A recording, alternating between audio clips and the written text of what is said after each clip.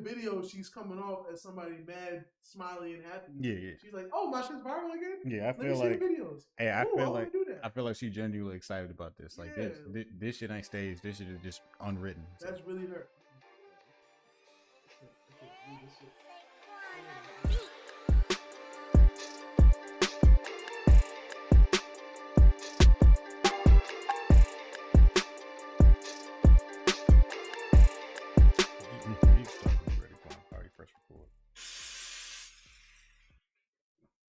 And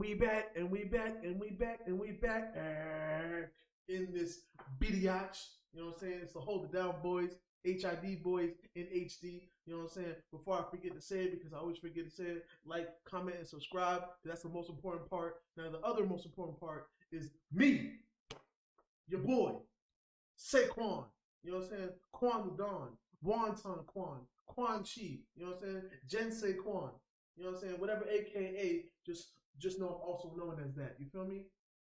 Here with my co-host, you know what I'm saying? The incomparable, the abominable, you know what I'm saying? The gray shirted. It's Unstoppable Bloodbath here, back in with another episode of Hold Down Podcast. I will say I have no idea what the word abominable means, but I've never known what it means. I don't. Sure, I never knew. They've thrown it around for years. Oh, it's the abominable snowman. What does that mean? What does that mean? I've never took the time to look it up either, so I guess that's also my fault. But you can't even like really break down the word either, because it's like, what's abominable? Yeah, you know what I'm saying? Like, I have no idea what that abnormal ass word. Right what there. that word means. But thanks for tuning into the episode of Hold Down Podcast, where we talk about hip hop and battle rap culture as a whole. Thanks for tuning in, because last week was we just recently, as in last week, put up our Max Out recap from the Cassidy event. Shout out to Max Out. Yeah, so go ahead and give us go ahead and hit the comments about how you felt about the event. We let you know how we felt about the event. So we had a whole hour worth of things to say. You know what I'm saying? Hey, shout out to us having shit to say. You feel me? Definitely. And if you never watched Hold Down before, I'm gonna give you a quick overview. We usually talk about a couple things, broken in a couple segments. First segment, hip hop shenanigans, aka Quan a part of the show. You dig? Then second is our actual battle review. And then we ended up with our artist of the week and like closing remarks and stuff like that. So you feel me? Now we're gonna get into Quan's favorite part of the show, hip hop shenanigans. This week I don't really have too much shenanigans. Like, I take it. I do got some battle rap shenanigans, but like, as far as hip hop shenanigans, like news. First off, I'm gonna start with some actually we had to mention. This is recorded the day after. We're a day later news. This is the day after the super fight with Geechee and Math Hoffa. Yeah, I wasn't even aware that shit was a super fight. Apparently, that's just what they call it. This like the second super fight event they've had. I feel like they just calling the shit that just to call it. They be looking for titles sometimes. Ain't nothing super about that fight. It's a regular ass battle between. I ain't gonna say regular ass niggas. I ain't gonna say that. But ain't nothing super about this shit. All right. Nah. Nobody's here is blue or red or blonde. Nah. So the event overall not that great. So who was the first battle? First battle was Squeako and Dot. Squeako was choking in the second, and a little bit in the third. Can we just have an RFP for these niggas' names? Because I'm dead. All right. Squeako? Yeah. Squeako's actually really good. Really? Yeah. I'm getting tired of these niggas' names, bro. Squeako? What is there a relevancy to his name? Like, does he have a really high voice? Is it really low? It's gonna be like the ironic shit, like Big Sean, like, oh, he's actually short, and the bigger Sean is the little Sean. Is it gonna be he's just like, you know what? Squeako. Yep. That's my name. That's his name. Squeako. All right. Squeako versus Dot. It was whatever. Then it was Bill Collector versus T-Top. Wait, that wasn't next. Next, it was JC versus Nun Nun. I heard Nun Nun talking about his battle with JC. That was a good battle. That was a good battle. Was JC still king of the average niggas, or did he come through and he had some good stuff? It was actually a debatable battle, honestly. Like, and Nun Nun's pretty good, so it was a pretty like debatable battle. I think I feel like Nun Nun got him in the first and maybe the third. Now I give Nun Nun maybe like the first two. I might give JC the third, but it's debatable either way. That one was decent. I want to go on record. I hate his name too. None. Definitely hate his name. I just have to keep equal energy. If I'm gonna address Squeako and then just let none go by me, like that shit ain't crazy. You know, I gotta keep the same energy. So yeah, I hate his name too. None. Yeah. So yeah, and then next up was Bill Collector versus Big T, and they shit the bed. Bill Collector was choking. They shit the bed. First of all, we got to make that. That's gotta be an actual saying. It is. For this now. It is. I didn't make that saying up. You never heard that before? I never heard it unless it was literal. Oh, nah, niggas. People say that. Yeah. Yeah. That's crazy. Bill Collector, he choked his second and his third. Barely got through his first. Big T. Just crazy. I don't know Bill Collector to really choke like that. So that's strange. Big T had some okay rounds. You know, this is his first battle back in a while. Miggas was really excited and happy to see him losing weight and stuff, which he is. That's always good to see. Shout out to Big T. But his rounds was just okay. It was not too crazy. This was losing bars too. Yeah, and all Bill Collector had was fat jokes. 3 rounds of fat jokes. Like some of them was good, but some of them was like, all right, that's what we're gonna do. This all 3 rounds, all 3. Right. Yeah, at least even Hollow the Don knew to like keep his fat jokes to like maybe 1.5 rounds. Yeah, and he only did it. He probably kept it going because niggas was fucking with it so much. He literally was like, "We in the 3rd round. I still got fat jokes left." Yeah, and niggas was excited. She's like, "Fuck it, I'm gonna keep going." Yeah, so and that battle, nah. So then the closer was Math Hoffa versus Geechee, which I wasn't looking forward to at all. Super fight. I feel like I said on record, I'm not the biggest Math Hoffa fan. I appreciate his podcast and he does what he does for the culture. We definitely appreciate his podcast more than the bars. Respectfully. So Geechee was out there cooking this nigga. Like this was some of the best Geechee I've seen in a minute. Like you know how like some battles Geechee, like you can tell like he wasn't super motivated or whatever because he battled so much. Yeah. I could tell he was motivated to battle Math because he had bars for Math, like 3 rounds of solid bar. He was doing different shit. He was storytelling. He had jokes. Like he was all like, yo. Geechee, he's finally getting tired of niggas being like, but he don't kill nobody. He's like, all right. On Nutty Block, nigga, watch this. He was, in my eyes, he was killing that nigga. Math's the first half of Math's first round was about everybody but Geechee. He said, tell Surf something, tell Goods something. Like, talk about all these other niggas he's not in the battle with. He literally fell into the trap that niggas, because niggas even, after Surf was talking shit about him, he literally said, all 3 of them said it. He's like, great, now the battle's going to be against everybody, not Geechee. And that's going to fuck him up. And that's exactly what happened. And he was doing that shit, talking about everybody and their mama. Talking about fucking niggas' wives and stuff. He said he said a couple times how he had got DNA's girl before DNA got his girl. And I was like, what is that got to do with anything?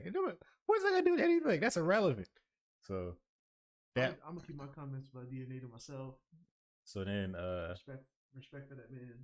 Geechee was just cooking that nigga all 3 rounds. The first round, storytelling, it was good. Second round, he got personal, talking about how Math had the rape allegations, how that shit corny, how that shit weak, all that shit. The third, doing some just talking real nigga shit. His third, arguably his weakest round, he was just talking like, you know, because it wasn't, compared to his first 2, it was just a whatever round. Like it was a throwaway, like he could use it versus anybody's type round.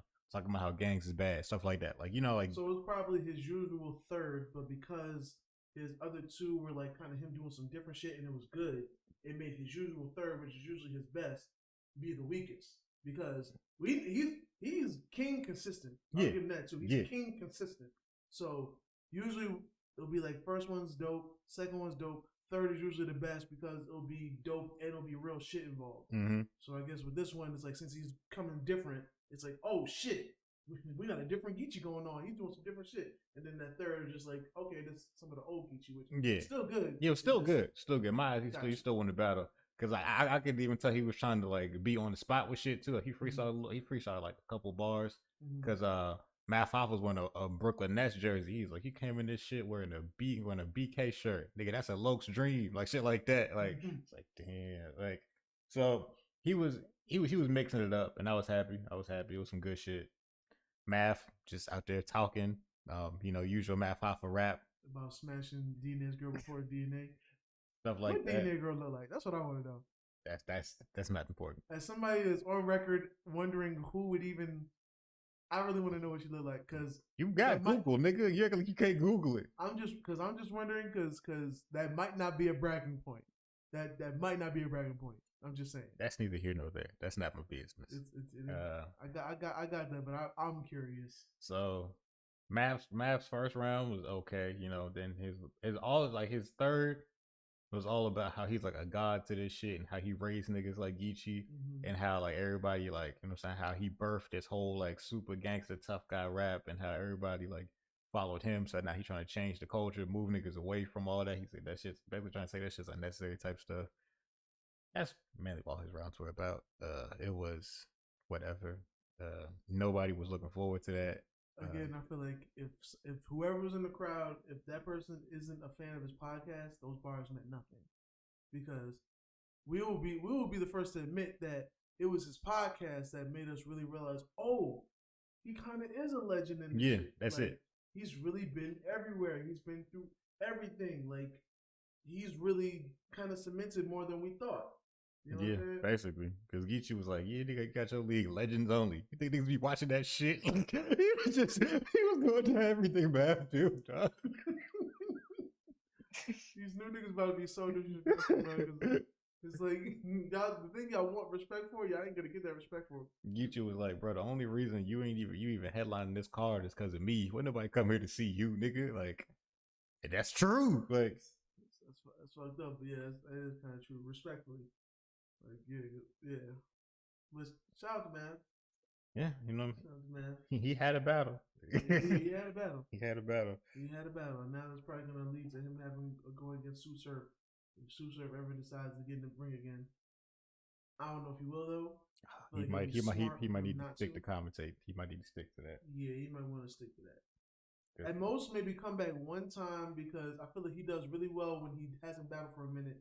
Just, it's unfortunate. Usually jail does that shit to him. But when he don't battle for a minute and then he comes back, he usually comes back on fire. He just needs one on fire joint so he can, leave gracefully. And then he can stick to commentating.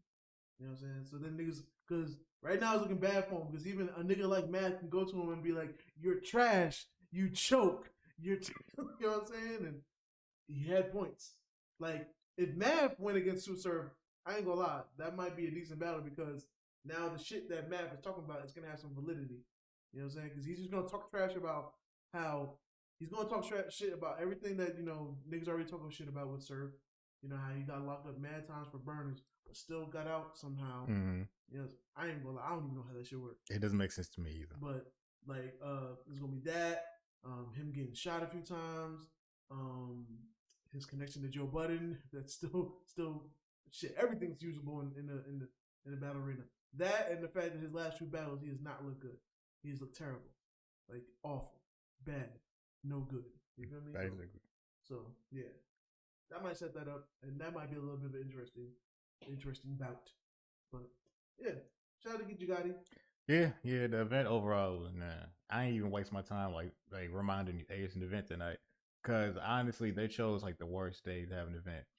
This is a busy ass weekend. First, it was a UFC event in the morning, and they never do UFC events in the morning. You know why? Because it's also fucking WrestleMania this weekend. I was gonna say, I was like, didn't you have you damn near had I had to do the CPU Rumble over there with Granddad Willie. Shouts out to the boy Bebo. He won, and then me and Granddad Willie held it down. You know what I'm saying? DEW, always representing. Doing your thing on the commentary. Yeah, we had to commentate the CPU Rumble. Next CPU Rumble, not till August. It's going to be for SummerSlam. That's going to be a Legends Only Rumble. So shout out to Math Hoffa. So. For sure. Math Hoffa will be in the He going to be up in there. We are working on a special guest appearance, though, for the next one. We are. But, so you had that going on. You had the UFC event. And then I had to watch WrestleMania for DEW purposes. I watch WrestleMania. So then, and it was this event as well. I had to watch that at the same time as WrestleMania. So I was like, nah, Quad, I'm a little busy today. You took a lot of content. Like I legit had like 3 screens. Yeah, a lot of content, bro. I was like, I had WrestleMania on the TV. I had Smack right here on my phone. It was always a boxing event too. I was trying to keep up with as well. Like it was a lot. Like content king over here, son. I don't like. I really don't like. I don't appreciate how niggas don't space out the events. I think it was stupid for Smack even had to have an event the same weekend as WrestleMania. I think it was dumb. I feel like because I feel like niggas be so hung on. Well, this is a different event, so we must have different fans, which is gonna be somewhat true. But there's also niggas that have a whole lot of interest. I get that. Not every nigga is calico. There's niggas that was in the streets and went home to watch Dragon Ball Z. You know what I'm saying? There's niggas that watched Toonami and then left home and sold crack. There's so many niggas having wrestling bars now that you can't tell me niggas didn't watch wrestling. Also, it's like facts. Smack's audience is growing, but wrestling is a global thing. That's a way bigger draw than battle rap. So it's like I would have rescheduled personally. For sure. But I guess that just goes to show how much of a throwaway event they thought this was going to be. That could be a part of it too. So it could be a part of it too. Yeah. But what else I had to say about this event? I think that's it as far as shit for that event. Yeah, that's why this episode is gonna be a little bit later than usual because I was really busy. But yeah. Oh, we gotta mention an unfortunate part. She did this first. DMX passed this week, which was very sad news. Yeah, rest in peace, DMX. Yeah. Rest in peace, because that shit was crazy. Because I ain't gonna lie, there was so much news surrounding him during that moment. Because it was like, once he all went to hell once he was actually admitted to the hospital. Yeah, admitted to the hospital for the I don't even say for his fault because I'll story started. It's not for that. You know what I'm saying? But I'm honestly, I was happier to hear that he had officially passed than to hear all the news that was coming out and being wrong every day. I was like, why is there so much misinformation? Like, why are niggas spreading so many random rumors and lies? Just let the nigga just let him just do his thing. Niggas RIP'd him at least twice, 2 days before he actually was gone. And that shit is sickening to me because I hate when niggas do that shit. Yeah. I hate when niggas just gotta be the first to be like RIP somebody. That shit is corny. That shit is next level corny. Yeah. I don't like that shit. You know what I'm saying? To the point of even when I see that shit, I'm like, I'm not even gonna. I need to hear it a few times. Exactly. You know what I'm saying? Even when Rest in Peace, when Pop Smoke died, I was like, I'm not even gonna give it energy until because niggas do that shit all the time. I wait for official sources. Yeah. Even when I remember when Michael Jackson passed, I didn't believe that shit. So I was like, I need to hear from a couple other sources. Nigga, you know who I heard that first from? IGN, the video game nigga. So what the fuck y'all know about Michael Jackson? I said this cat. So then I did some more Googling. So he really is there. You know what I'm saying? Like stuff like this, like people who I don't know, I'll wait for more sources to come out. If I know the nigga, I would probably already knew for real. I don't know DMX, so I can't speak on some shit I don't know about. So I'll wait for niggas who know him to speak out. And even niggas who know him was wrong. And that shit is, because there's some niggas that got in trouble for that shit. Niggas had to explain and be like, I only put RIP DMX because somebody that's notable from his camp said that he had passed. So I apologize for that. I won't do it. You know what I'm saying? So that's honest mistakes. I'm not talking about those people because when you know somebody, because DMX is also somebody that was moved around a lot. Yeah. So some people might know some people that know some people, and if false information goes out there, then you know what I'm saying, people are gonna move accordingly. But if you just see RIP on your timeline and you want to be a follower or you want to be the next person to say something, that's when it's weirdo activity to me. I agree. You know what I'm saying? And it sucks so much that I hate when niggas do that shit because I can see somebody post something about a picture of somebody and I automatically think death because it sucks. Niggas don't be in a hurry to show love like that. When niggas is living. So I can see a picture and somebody just be like such and such and such, and I'm like, is everything all right with that dude? I feel the same way. Whenever I see a nigga's name trending, I always assume it's something bad. Most of the time, unless it's a goofy nigga who always trending for something goofy, that's different. Yeah. But if your name trending, I'm like, oh, it's something bad that happened. Yeah, and I hate that shit, bro. That shit, and then we ain't even gonna talk about the freaking was it New York Post that made that corny ass. Oh, what about all the houses he lost? That is not. What kind of nut ass shit y'all niggas on? That shit was whack. That is not bro. I do will say though, as much as niggas will clout chase and do corny shit in the time of his death, I do feel like this is one of the times where there was a real outpour of love for DMX before his passing. Niggas was showing love and saying shit while he was still alive. You know what I'm saying? While he was, in critical condition and on life support, but they were still showing love, and it showed how much of an imprint he really had. Like, cause niggas was like posting videos of him smiling, doing un-DMX and shit. Cause I ain't gonna lie, I haven't watched, like, I've been meaning to watch the Rough Riders Chronicles, and it sucks, but like, after he passed, I kind of found the time to do it, to find the links, because I don't got a subscription to BET.com, but I found a link to the other episodes, right? And I noticed, like, if you don't watch little shit like his Breakfast Club interviews, or if you don't know him, or if you don't watch, like, beyond just the surface, even if you watch some documentaries, you don't really get to see him be a nice guy. Yeah. You just see the aggressive guy, or you see a guy that's been through a whole bunch of fucked up shit. Yeah, everybody who's like knows him say he's really nice and happy. Like, fans have met him. Like, people have so many fan stories about him doing nice, generous, and happy stuff. Like, for sure, there's so many, like, even like smaller interviews of him just like one of him in his garden, just living and planting, like, spraying his garden and shit, like doing happy, fun shit. I think that was a movie, if I'm not mistaken. Oh, I thought that was just an interview. Nah, cause I seen like the actual scene and it looked like it was produced. It wasn't just. I've seen another one just talking, but I've seen so much of him just being happy and just talking to niggas and like being positive. So side note too, I also hate that this shit happens when a nigga pass, but like I didn't realize how many movies he had been in. I didn't know that either. Like, I did not know that either. I know about the movies he had been in, like, when he was popping, like the one with Steven Seagal, 2 movies with Jet Li, shit like that. Yeah. But I didn't realize, like, he kept going. Like, I didn't know that after the jail stints and in betweens, he's got a bunch of movies. Like, even I think he got some movies from like 2018 and shit. Like, you know what I'm saying? And that's one thing I've always liked is him as an actor. Like, it shows that he's not like, a monster or something. Because even when he's in interviews or he's talking, he's just naturally hyped. You know what I'm saying? And he'll come off aggressive or, the kind of activity that scares white folks and shit. But in the movies, he won't be that in the movie. He'll be calm, cool, collected. He'll be a character. And that was always like dope to me. That always showed a bit of a human side to him. You know what I'm saying? Yeah. In the music, he's wild aggressive and loud and shit. And, even, his portrayals, Cat Williams jokes about him.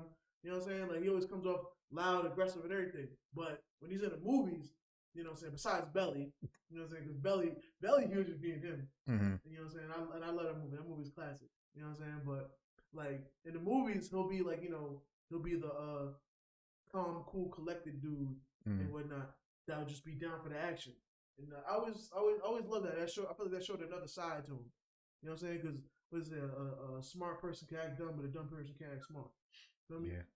I was confused by the memes I kept seeing of people saying now he could probably be reunited with Aaliyah. Like, I don't think that was that close. All they made was that one movie together, right? Just Romeo Must Die. Like, well, they say, because from New York sources and just rumors and shit, they did say that they were kind of like close, but I feel like it was more of a DMX probably just like, I guess with Aaliyah just being a cool spirit, DMX probably like was like feeling her a little bit. They said like to the point that they probably might have almost dated. That's why like even in when Aaliyah passed, rest in peace, for her video, DMX kind of gives a little word of encouragement before the song comes on. You know what I'm saying? Because they only had one movie and one song, but like, some niggas really fuck with each other in real life. So like, I'm sure they was actually like cool.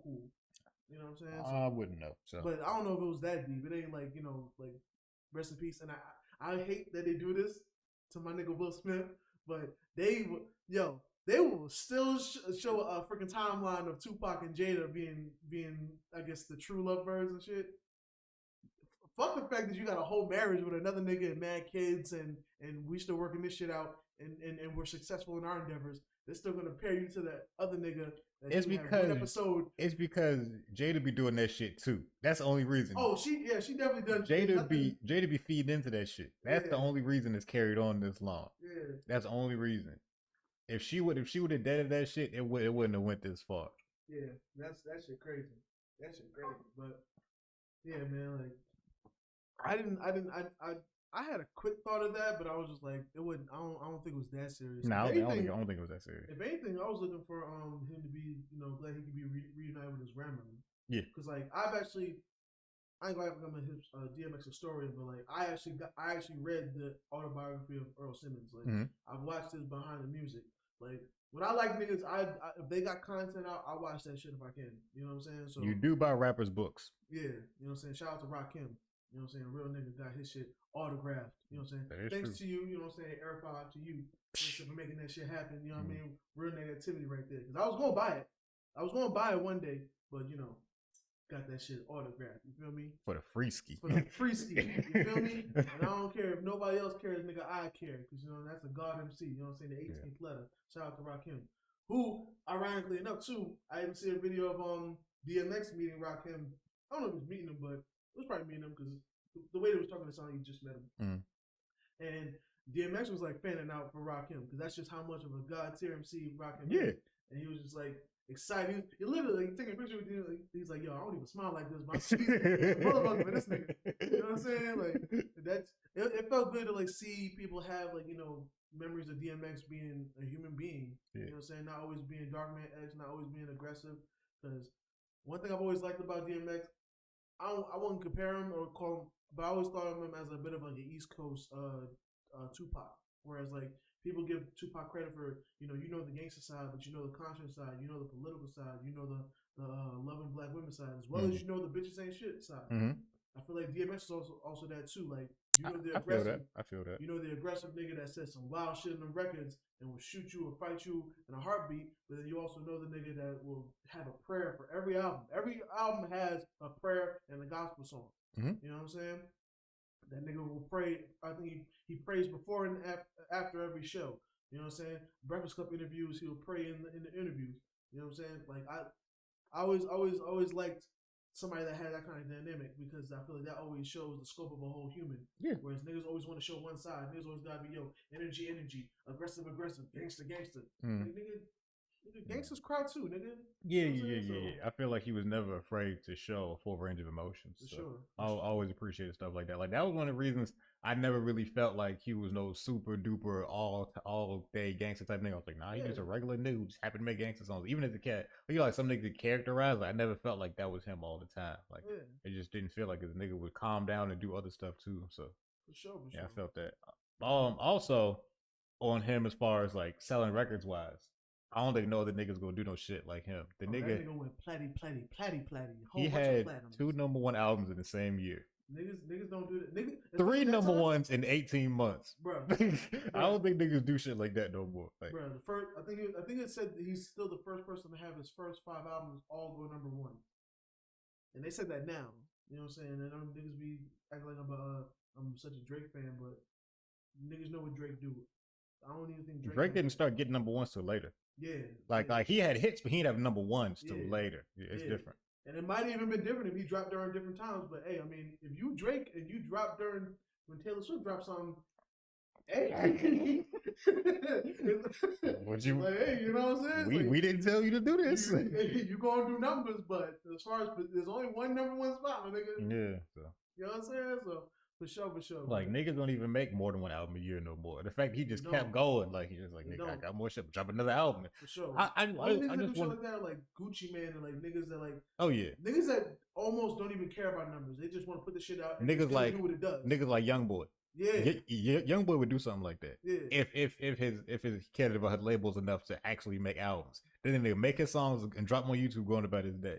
Yeah. I couldn't imagine what he told his label when he said, "I got this album, cool." He's like, a couple months later, I got another one. You got a what? Oh, you got a what? Well, watching the Rough Rider Chronicles, I know the story. Okay. They actually came to him with that shit. Like, I'll try to be short because Ken not gonna be long-winded. So it came at a time where Bad Boy was running shit and everything was all shiny suit and all that shit.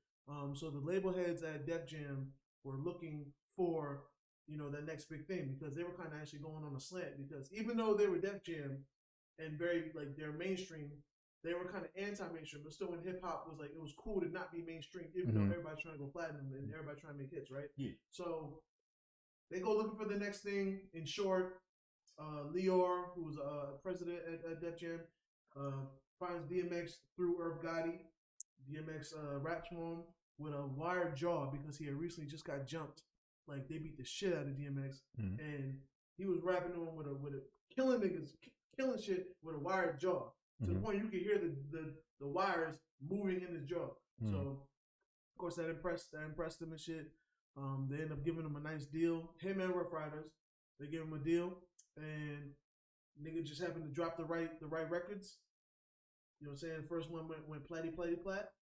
But even with that, the Def Jam was still looking for something else to like kind of get them out of the hole a little bit. So he actually came to DMX and was like, "Yo, I'll give you $1 million if you can come up with another album." He came to them in November.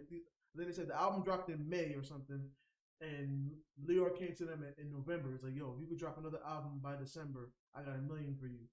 And X was like, "Nigga, let's do it. I'm just getting started, nigga." Exactly, like especially a newer artist like that, nigga. You gonna have songs regardless. Yeah. So much shit is not getting put out, so you probably already had another one halfway done. And those, like, you know, even though DMX had stints with jail and shit, it didn't just happen. Unlike some of the other rap niggas, jail didn't just start happening when a nigga got famous. Like, he was in and out of jail beforehand. So niggas would almost be excited, not excited, but they'll almost be happy when he going to jail because, like, all right, at least we know he's gonna be safe inside there, and he's gonna be writing. So that means he's gonna come out with mad material. Mm-hmm. You know what I mean? So they were saying that literally, that second album was all old shit, like all, I won't say old shit, but all pre-written shit. Mm-hmm. You know what I'm saying? So, you know, them niggas had that shit, and nigga recorded that shit, got that shit done in a month, released that shit, still went platty plat. Exactly, 2 number ones in the same year. Because it's like, dog, just as a fan, you thinking, I just copped new DMX, bet. I was waiting to hear another one for a little bit. A couple months later, new DMX dropping. Like, what? Again? You know once more? Hold up. You got another one? Hold up, nigga, these remixes? Like, what these? Like, this ain't bonus material? Yeah, it was like, wait, no, it ain't no B-sides. A whole new shit. You know I gotta get that. This ain't DMX and friends? Like, dog, like, a nigga feeding the streets like that is unheard of in that time. Like, sure, nowadays it's normal because of the internet. Niggas can drop shit whenever they want nowadays. Niggas could legit feed the streets. But back then, you had to wait. For sure. So that was a crazy move because labels don't even do that shit. Because I feel like a lot of times too, they want to put a big push behind it. They want to roll out all that. A lot of times the labels be slowing shit up, like all the time. Because it ain't always your artist. Like sometimes your artists be putting in work, but it be the label that slows shit up. The label to be like, well, no, we gotta execute it. We gotta do it around this time. We gotta. Plus we got so and so dropping. We can have your dropping at the same time with them. Yeah. A lot of y'all favorite artists be having shit done. Even a lot of artists, you be like, I ain't heard them in a minute. They probably got like 2-3 albums done, but the label told them not to. So. For sure. You know what I'm saying? That's why I believe when Saha the Prince is like, yo, I got 3 albums done, just ready to go out. Niggas be recording. You know what I'm saying? Niggas be going to the studios and recording. Just sometimes when labels involved, now there's money involved and everybody gotta get paid, and the label's gonna make sure they get paid, so they're just not gonna let you throw that shit out like that. You know what I'm saying? Not everybody got a young boy contract where he can do that shit. Yeah, only like I've been learning a lot of game from niggas like T-Pain. T-Pain's Twitch when he go live.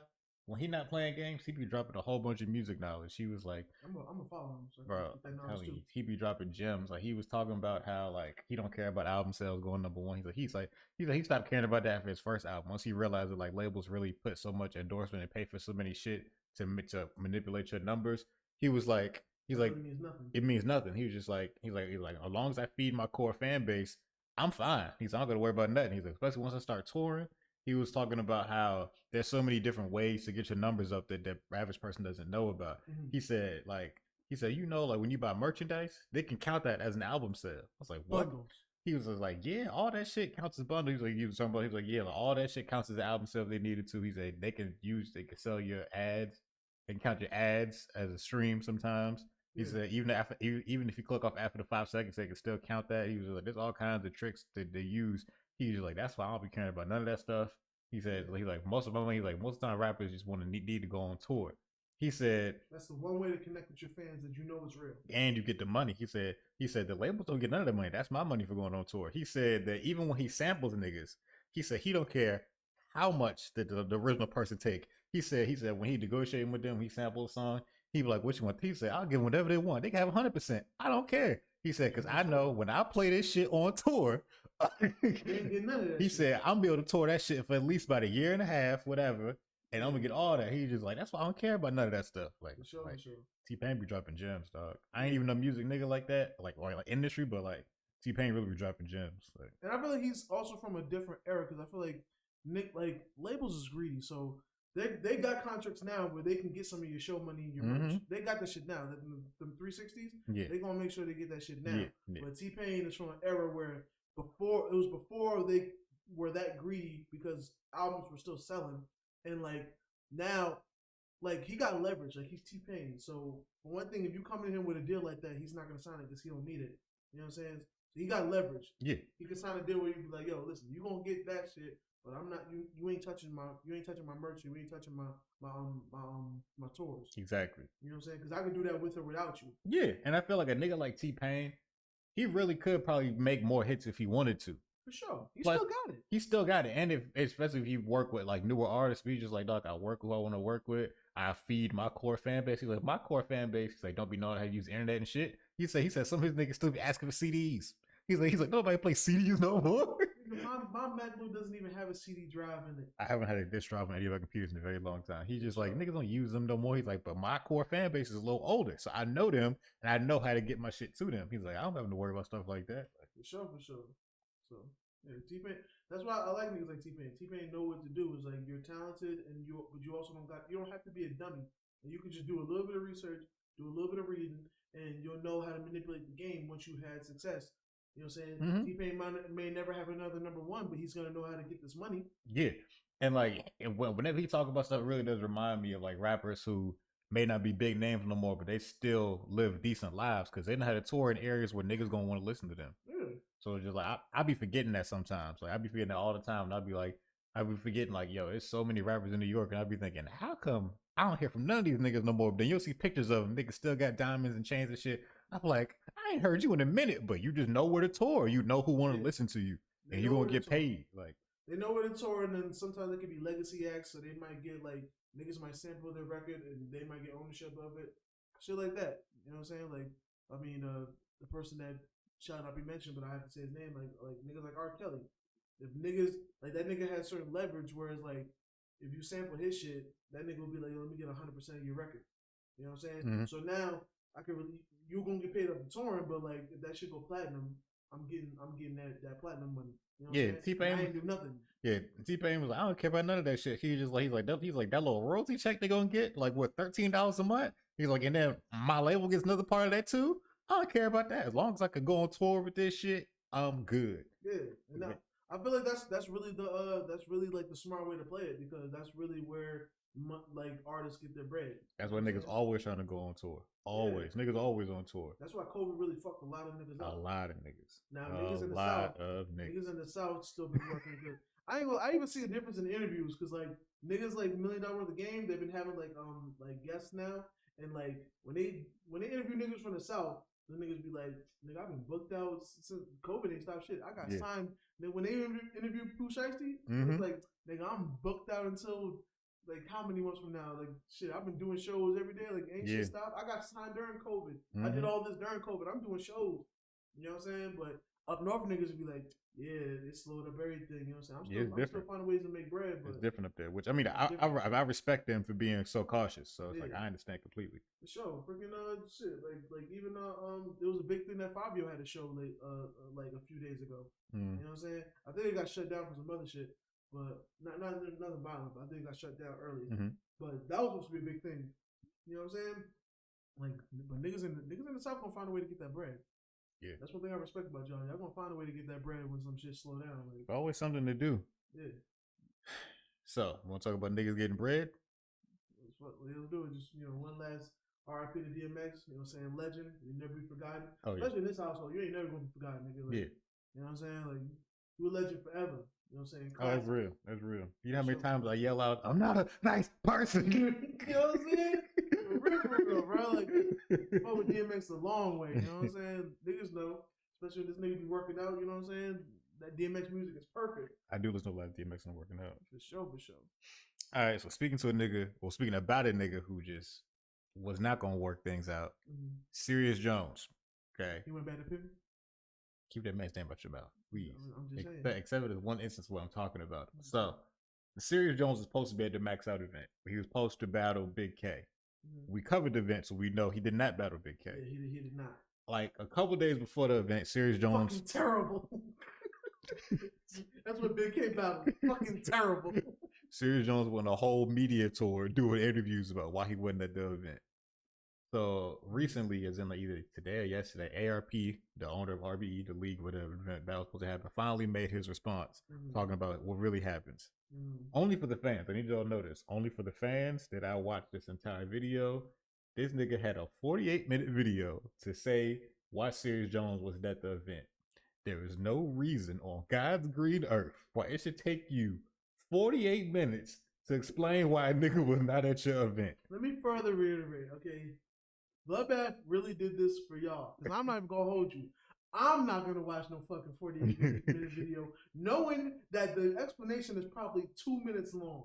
You know what I'm saying? Because niggas with this content game always got to be extra dramatic. They got to get all this time out because, I don't know, maybe YouTube's payment system is different when the videos are longer or something. Yeah. Because I feel like ever since... Because I remember when the limit on YouTube videos was 10 minutes. Yep, I remember that too. First of all, some niggas find a way to get because we're old. That's how we know. We really are. You niggas think you old just because you remember when Instagram was 15 seconds on a video. Nigga, remember when YouTube was 10 minutes, the limit.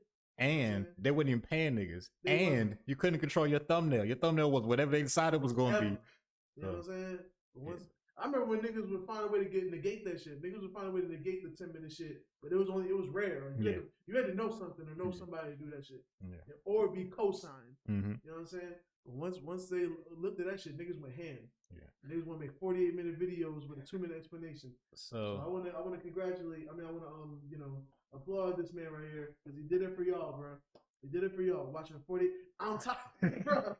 Because we gonna get into this shit, bro. Because I'm gonna give you your flowers right there, bro. This is on top of already watching, having a full day yesterday, a full day of content. You know what I'm saying? Still find a way to fit in 48 minutes, and you know, before you even click the shit, 48 minutes. You know it's gonna be a whole lot of bullshit. It's gonna be a whole lot of fluff. It was a lot. Decided to commit to it because you respect our fans. Yeah, you know what I'm saying? And I will applaud you, sir. You know what I'm saying? You're still a hoe, but you know what? You're a good hoe. I'm a hoe with facts. I am a fact checked hoe. That's what we're gonna do. That's crazy. Y'all don't know. Y'all don't know this man, but yo, that he did a lot. He loves y'all a lot, bro. He loves y'all a lot to do that shit. So you know I watched the original. I remember last episode I talked about what Serius Jones said. I watched Serius Jones interview as well. So I'm gonna recap. Serius Jones, he came out to everybody talking about, yo, I'm not at the event because ARP didn't want to give me an extra day to talk to my PO. And I told him, give me 24 hours to talk to my PO. They told me no. So I didn't want to talk to them no more. They was being stupid. They was being goofy. That's what Serius Jones is going on a whole media tour saying this shit. He did a couple interviews, same story. I told them, give me 24 hours. They said no. They didn't want to meet. They didn't want to talk to a nigga no more. They didn't want to work with me. So it's fuck them niggas, URL for life type shit. And I ain't gonna lie, with his side of the story, that sounds like if that was the story, that'd be kind of fucked up. It's like, bro, just give me 24 hours. I'll have an answer for you, and we'll know what's up, and we can go over the proceedings that are proceeding. It seemed reasonable when I heard it. I was like, all right, whatever. You know what I'm saying? I just say he just got out. He probably do got to meet with his PO. That's fine. So sometimes they don't want to travel for work. I get it. For sure. So ARP starts telling his side of the story. ARP was like, all right, so contracts and everything for the event that wasn't until April. He said everybody on the car, his car was booked back in February. He said him and Serius, I already figured out Serius was gonna be in the car back in February.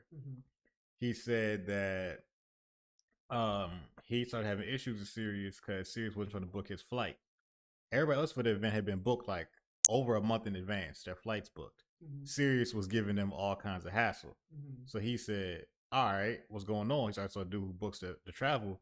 He said, yo, Serius is giving me a hard time. He ain't responding to me and shit like that. So ARP was like, I would put him on 3-way. ARP 3-way calls him. Yo, Serius, what's going on? Like, why we having so much trouble getting you flew out for the event? Or flown. Not flew out is wrong. I'm listening with City Girls. Why can't we? I was gonna let it go. Why can't we get you flown out? Serius was like, oh, I got to meet with my. No, this is before that. He was saying, oh, he got a lot of real life shit going on. Like, just like ARP was like, yo, I understand all that, but we got to get this booked. Like, you know what I'm saying? Because he said he already sent them the front half of a deposit. Pimping ain't easy, so So Serious was like giving him the runaround. ARP was like, that was the first red flag. I should knew something was up. Yeah. He's like, but I was trying to do business. I said, whatever. Well, I do want to know. I've always heard ARP's name has been good business wise. Yeah. So that's why something like that was also kind of a little weird for me, because I was like, niggas have their gripes about smack, and when you the hottest, when you do what you want when you pop it. So yeah, the only other nigga I've heard speak out against ARP was Daylight. That's it. That's the only other nigga. Yeah. But other than that, two niggas out of the hundreds of battle rappers. I'm just let them two niggas be outliers. Like, all right, whatever, dog. For sure. So I was like, okay. I was like, ARP, all right. So I'm, continue though. So he said that was first red flag. He said later on, he still ain't got no flight booked. So he's like, all right. He said, so this time he said Serious had been calling him from random phone numbers. He's like, all this numbers on. He's like, he said he figured Serious didn't have no phone yet or whatever. He just got out. Yeah. So he said, Serious texted him, said, oh, this is Serious. He said he called him back. They started talking. Serius Jones is saying that, yo, his PO tripping. They're not trying to let him travel. Mm-hmm. And he's like, so ARP was like, all right, ARP said he was just trying to be a good dude. Like, all right, I could talk to him for you as your employer for the event, basically. Like, yeah. I'll try to talk to him. I was a lady, I'll try to talk to her, get this all figured out for you. Yeah. To prove that you're coming here to work, not for no BS or yeah. You know what I mean? Yeah. And then he said, also, we got to get this flight booked. He said, because this is Easter weekend. He's like, I told Serious, man to man, the only way to get you flown out here is through a connecting flight from wherever you are. He said, Serious didn't want to fly on no connecting flights. He said, he didn't care. He's like, nigga, you have to fly out here. He's like, this Easter weekend, flights are getting booked up. He's like, the only way to get you out here is either A, a connecting flight, or B, a first class flight, which would have been $2,000.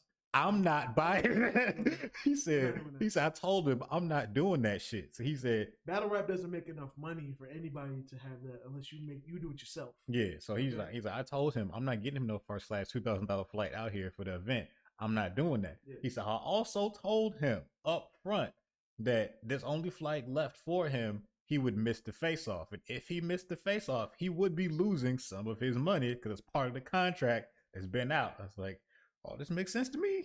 All this makes sense to me so far. And I'm pretty sure the connecting flight shit only happens because you couldn't book it earlier, so that's all that's available. Probably, yeah, most likely. I know booking flights, especially when you have to do it at a certain time, like that's all that's available. You can't just be like, yo, just because I want to go such and such, that might not be available, bro. Yeah, so yeah. If it was able to be done at a good time, then he probably would have been able to have a one-way, say good price and everything, but. So he said him and Serious are still chopping up, trying to get to work with Serious because like Serious is talking about how his PO won't let him go nowhere. He can't even go to Jersey to see his daughter and stuff. Mm-hmm. ARP was like, oh, I feel bad for him, still trying to work with him, get everything figured out. Yeah. And he was like, but it just wasn't working. He just like, so yo, I told him. He said he told him like another time. He was just like, yo, get me on the phone with your PO. I'll try to talk to her, get everything figured out for you. Yeah. He said that at that point, he started talking to Big K, letting Big K know, hey, this might not happen. You know what I'm saying? Trying to be transparent. Yeah. So he's like, he told Big K start preparing for Clone. He said he started DMing Clone, who ended up being Serius Jones' replacement. Mm-hmm. Like, yo, I got something for you. We start talking. He's like, just as the backup. So he said a little while later, he talked Serius Jones again. He said he gave Serius Jones the rest of the day to figure out and get his PO on the phone with ARP so he could work it out. Mm-hmm. He said Serius Jones called him later that night and said, yo, I got it all figured out. My lawyer gonna talk to my PO. He said, that's not what we discussed, Serius. That's not. I'm supposed to talk to him. That's not what we discussed. He's like, that doesn't solve anything. Like, that doesn't. He's like, so, nah, we're not doing this no more. He's like, I told him if he didn't get me on the phone with it, like, that's it. Like, we're not gonna keep going back playing these games. Like, the whole time, everybody's like, he's only referred to him as Cartoon Jones. Because he said this nigga's a whole. Not serious. He said this nigga's a whole cartoon character. Like, the way this nigga acts is, like, ridiculous. Like, so he's like, he's like, this was just more lies and bullshit on his part to try to keep me invested like I care, and I don't. He was just like, he said his PO was saying that he had to establish residency because he didn't have nowhere to stay, and I guess he expected me to give him money to find somewhere, a hotel or something. I wasn't doing it. So he said that shit was dead. So then, like a week later, he said he started getting texts from all like Serius Jones friends, like Head Ice and shit, talking about, oh, Serius might not be able to make it to the event. ARP is like, Nigga, I've been not dealing with him. Like that's been a rap. Like he obey. Yeah, like he like that shit cooked. Like ARP was like he must be running around telling niggas that he still must be booked or something because that shit dead. Like so then you ain't go to the funeral. so then after that, like after this already been squashed, like nigga, you're not MMG. You're not doing the event. You're bro. Not MMG. So then after that, Serius Jones started reaching out to him like, yo, why you still got my name all over these flyers and stuff? So then ARP had to dismiss that. He said, I didn't make those flyers. His original flyers, which he showed, was just Cassidy and Hitman. He said they had a whole rollout for the flyers. Yeah. And he said that the flyers he said everybody had to post a flyer. He said he sent the Hitman post, he sent it to Cassidy, and Cassidy was like, I don't like this picture, it's an old picture. So Cassidy had one of his homeboys make a new flyer. And ARP said he liked it so much, he said, hook me up with this nigga, let me get him to do all that flyers. They're just better. Yeah. He met a dude, bought some new flyers. And he said that he did the rollout for him, but not the whole flyer later on. He said, you just happen to have already been on that flyer. He's like, I had to rush to get this shit made last minute. You just happen to still be on it. Because Serius Jones was mad that they were still selling an event with him on it, that he wasn't on no more. ARP was like, the flyer would just happen to be done before you had your shit together. He's like, all right, whatever. So then, Serius Jones was on the whole prep. Would you have to say something? I'm just one quick pause right there. If first of all, if Serius Jones got so much going on that he can't even book this battle, you know what I'm saying, that's been booked for a long time now. Since February. And the event's in April. I feel like a flyer with his face on is the least of his concerns. I'm just putting that out there. I feel you. I'm just putting that out there. I feel you. It's really that real that you can't go somewhere to make some money. He already got money. Remember, he got paid the deposit. So you can't even show up for a battle because there's so much shit going on. A flyer with your face on it is really the least of your concern. So then ARP said, yo, he said, Serius Jones called me again talking about some old, hey, yo, I think I'm gonna be able to make it. My PO told, he said, met with my PO on a Sunday, and they told me, well, she told me I could go, I just can't get arrested. Huh? What type of shit is that? No PO would ever say that. No PO would tell you to cross state lines, just don't get arrested. No PO would do that. So ARP was just like, no, like, that don't even make no sense. Like, what? Like, why would I do that? Why would I agree to some shit like that? Like, bro, I already moved on. I got the other niggas already preparing their rounds. Like, this is stupid. Like, this is like a week before the event. But all this shit is stupid. So then that's when you start seeing. He asked Serius Jones to keep it quiet that he wasn't on the event no more because he hadn't announced yet that Serius wasn't on it. So he started to roll out. He said Serius couldn't even do that. Serius started going on interviews. And the ARP starts playing the interviews. He was just like, this corny ass nigga, like Cartoon Jones out here lying. He's like, if you look in the background of them all look like hotels because the nigga don't got nowhere to stay right. So he was just like, he doing all this shit, like just being dumb, like lying on my name, talking about some, I didn't want to work with him. I didn't give him 24 hours and shit. He's like, nigga, just stop lying on me. Like, don't do that shit. So then he said that nigga fucked up the rollout. So then when they finally did the rollout of Quan versus Big K, which was his replacement, he said it was fucked up because Serius Jones had been out there telling niggas he wasn't doing the event no more, like a week before the event. Yeah. So yeah, ARP had a whole 48-minute video to say Serius Jones wasn't doing the event and why. And then after that, he was just talking his shit. He was just like, he said he thought it was corny how that nigga was all fuck RBE, now it's all URL. He said he always thinks that shit is corny when niggas try to say fuck URL or fuck RB. He said real niggas just rock with both of us and had no problems. She was just like that's how he's like, all this shit you do is fake. He's just like supposed to be all about niggas, but then niggas start to work with you and you start doing snake bullshit. He was just like, all that shit corny. The only want to rock with one league. He's like that shit corny. So and you're gonna lose out on money that way. He just started pointing out a whole bunch of other corny shit that Serius Jones be doing. He was just like, dog. He's like, this is why it's so hard to book this nigga. Like a lot of leagues know this nigga is notoriously hard to book because he real sometimes. But he was just, but ARP was in a lot of battle rap niggas is like that. They real hard to get a hold of. Like they just hard to deal with on the business tip. But as a person, they might be alright, which I believe it. I believe that. Like, I ain't gonna lie. That's something we need. Well, we don't know the details of that, but I wish we got a conversation about that because I don't understand. I don't understand just a nigga mentality overall about why is it like niggas want to get money all day, but then when niggas have to play to get money, they make shit difficult. I don't get it either. I'm not even gonna hold you. I don't understand the concept of like, you know how people be having like little skits about how difficult it is to deal with the weed man. And I'm just like, nigga, if I was selling weed, I'm trying to be available at all times. You know why? Because I want this money. You know what I'm saying? I don't understand that shit. I don't understand when niggas be like, niggas gotta make an appointment with the weed man. Then like, they be having lives too. Yeah, but still, like, nigga, this is my money though. Like, most of the time they usually have somebody at the crib who could still serve you on their behalf though. But that's people that got shit figured out. Yeah. Shit that make efforts. Niggas don't be having that effort. Like, niggas really because some of these niggas just be selling weed on the side. That's what they don't be as invested in it. Like, where that's their full-time job. Like, nigga might was like, bro, I only do this so I can have shoe buying money type shit. Like, I don't gotta be that dedicated to this craft. Like, you know. I guess so. But there do be some niggas that sell weed, but they just do it real bummy ways because they know niggas gotta smoke, so they gonna put up whatever bullshit. But still, that shit crazy to me. Yeah, I don't get it. It's just like, dog, how you gonna say you so dedicated to the money and to the culture, but then like none of this shit working out for you? He was just like, he said, so yeah, I ain't never work with this nigga again. Basically, shit like that. Like all this shit was corny. Makes sense. Fuck that nigga, basically. That nigga. And he was saying that like, cause now Serius is booked for the Ultimate Madness 3 event we're gonna talk about in a minute. And he was just like, he dispelled any rumors that, cause Serius Jones, cause some people was putting rumors out there that maybe this battle fell through because he was talking to URL about an event.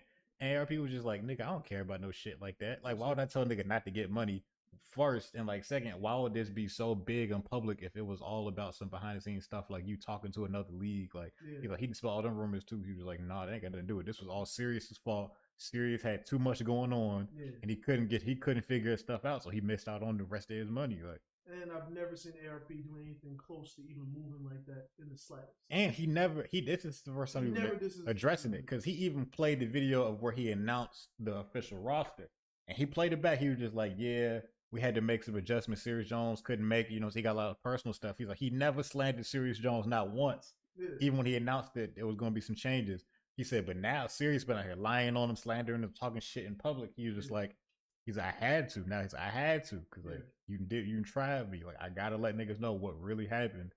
So, because the ARP really don't be out here all in the media talking about niggas and shit like that. I've only seen him address two shits, and it was when Norbs got lacked on, yep. And they was talking about going to ARP, and the ARP just wanted to be like, that nigga fake as fuck. No, we're not doing that. He said he coming where? That nigga ain't even welcome over here. So I don't know what the fuck he talking about. That time and this time. I don't really see ARP is not really an addressing type of nigga. Nah, he don't get involved in the drama because he knows he was just like, Serius Jones want to make y'all think he's some kind of real nigga and shit. He's like, I ain't never been in jail, but it's like, I don't give a fuck about none of that corny shit. Like, he's like niggas try to act like he's like, I'm some type of nerdy nigga. He's like, whatever, I get my business done though. Like I'm about my business. That's all I care about. I don't care about street cred and other shit like being locked up and other bullshit. It's like, nigga, I just want to get money, and other niggas act like they don't want to get money, basically. Like, and that's what I'll be saying is like, I don't get it. I feel like money is niggas gods until it's time to get money, and then niggas just find everything to do but get the money. Yes. I don't get it. I don't get it either. So ARP was like, bro, I'm a businessman. I handle everything like a business. He's like, I don't wish that nigga no ill will, but he's like, I don't help that nigga. He's like, fuck that nigga. Like, fuck that nigga. He's like, fuck Cartoon Jones. I don't care about that nigga. Like, I tried to help him. He didn't want my help, and now he here talking shit. Fuck him. Like, yeah. So yeah, that's a pretty general synopsis of the 48 minutes. So hopefully he don't go back to pimping. He won't. I mean, if he beats the Rum Nitty in the first round Ultimate Madness, he might not have to.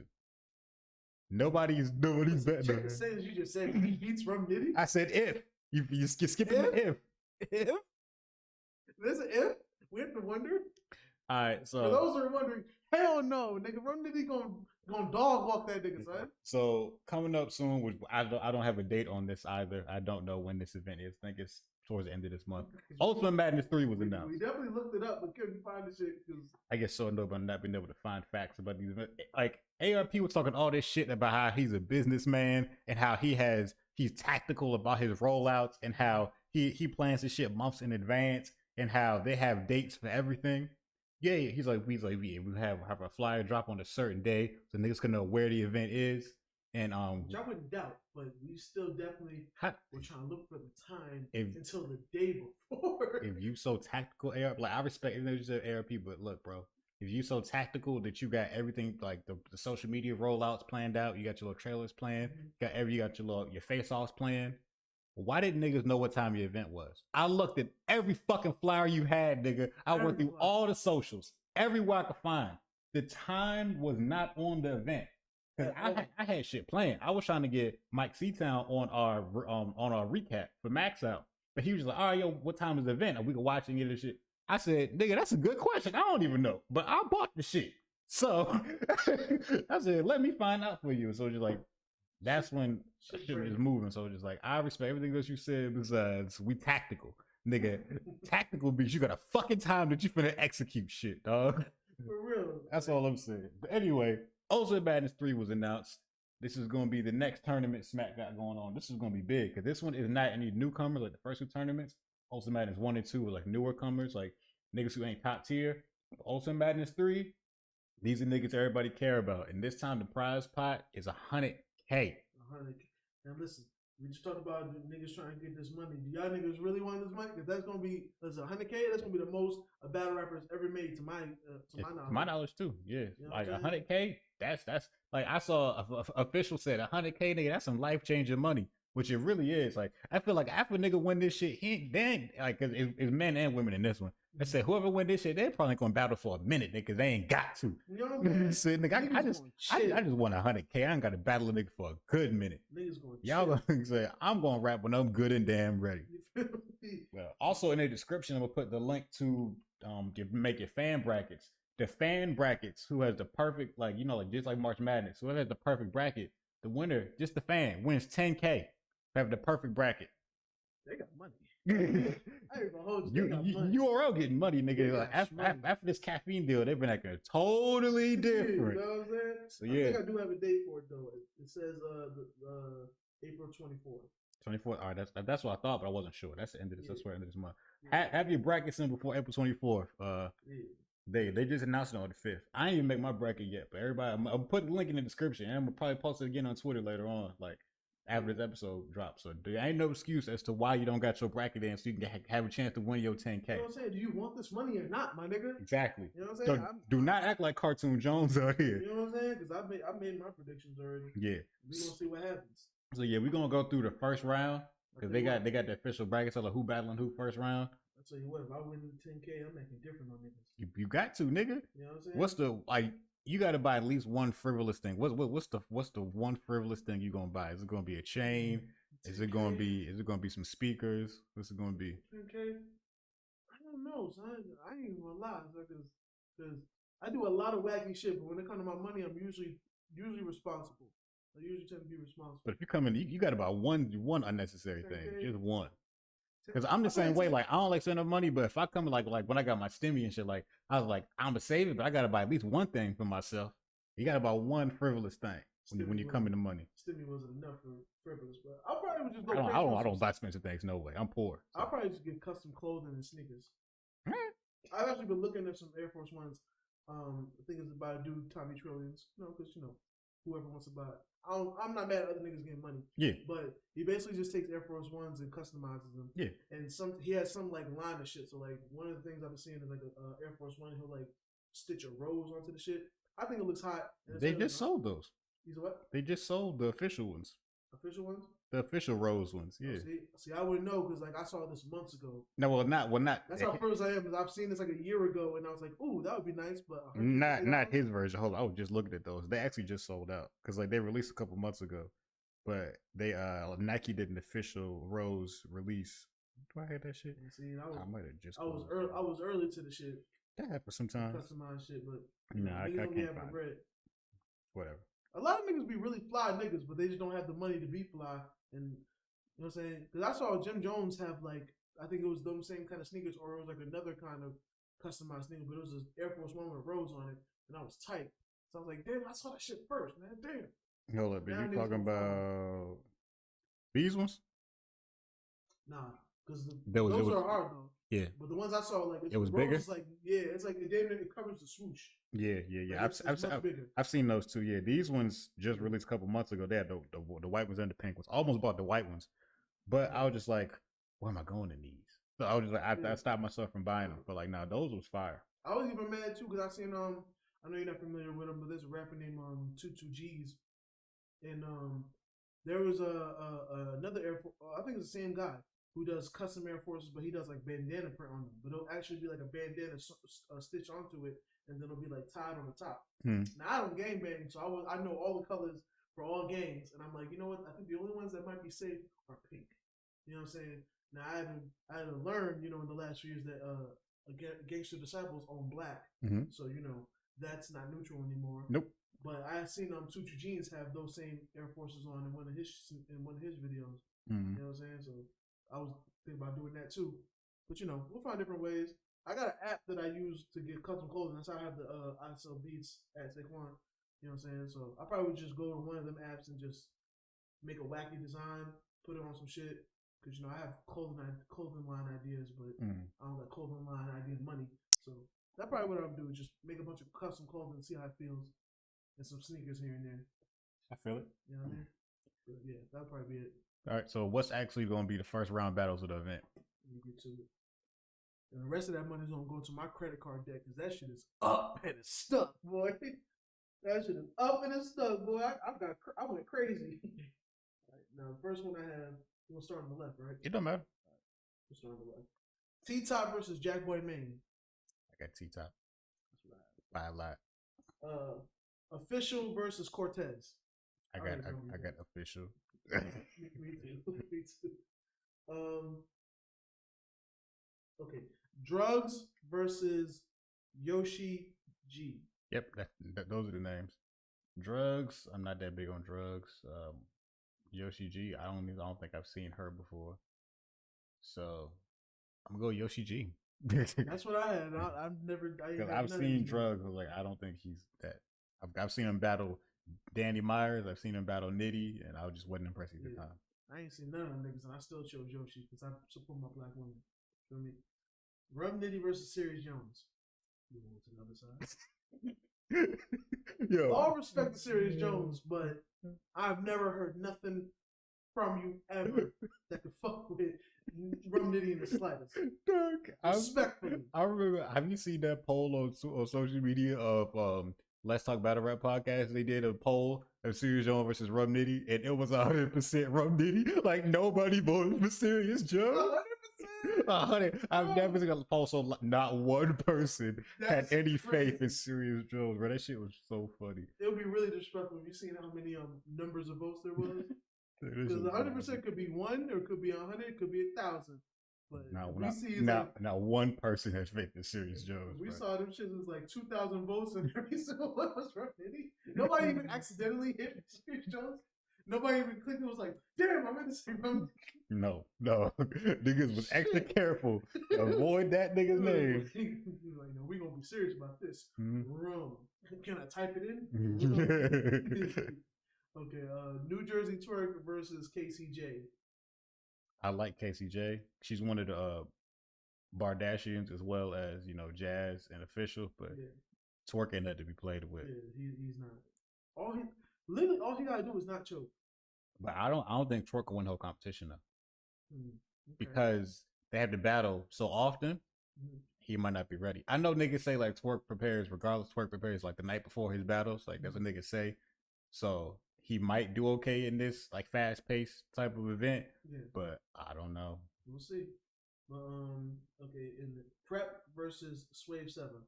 I got Swave at all times. I'm always gonna rock. That's Team Homie. Come on now, that's my dog.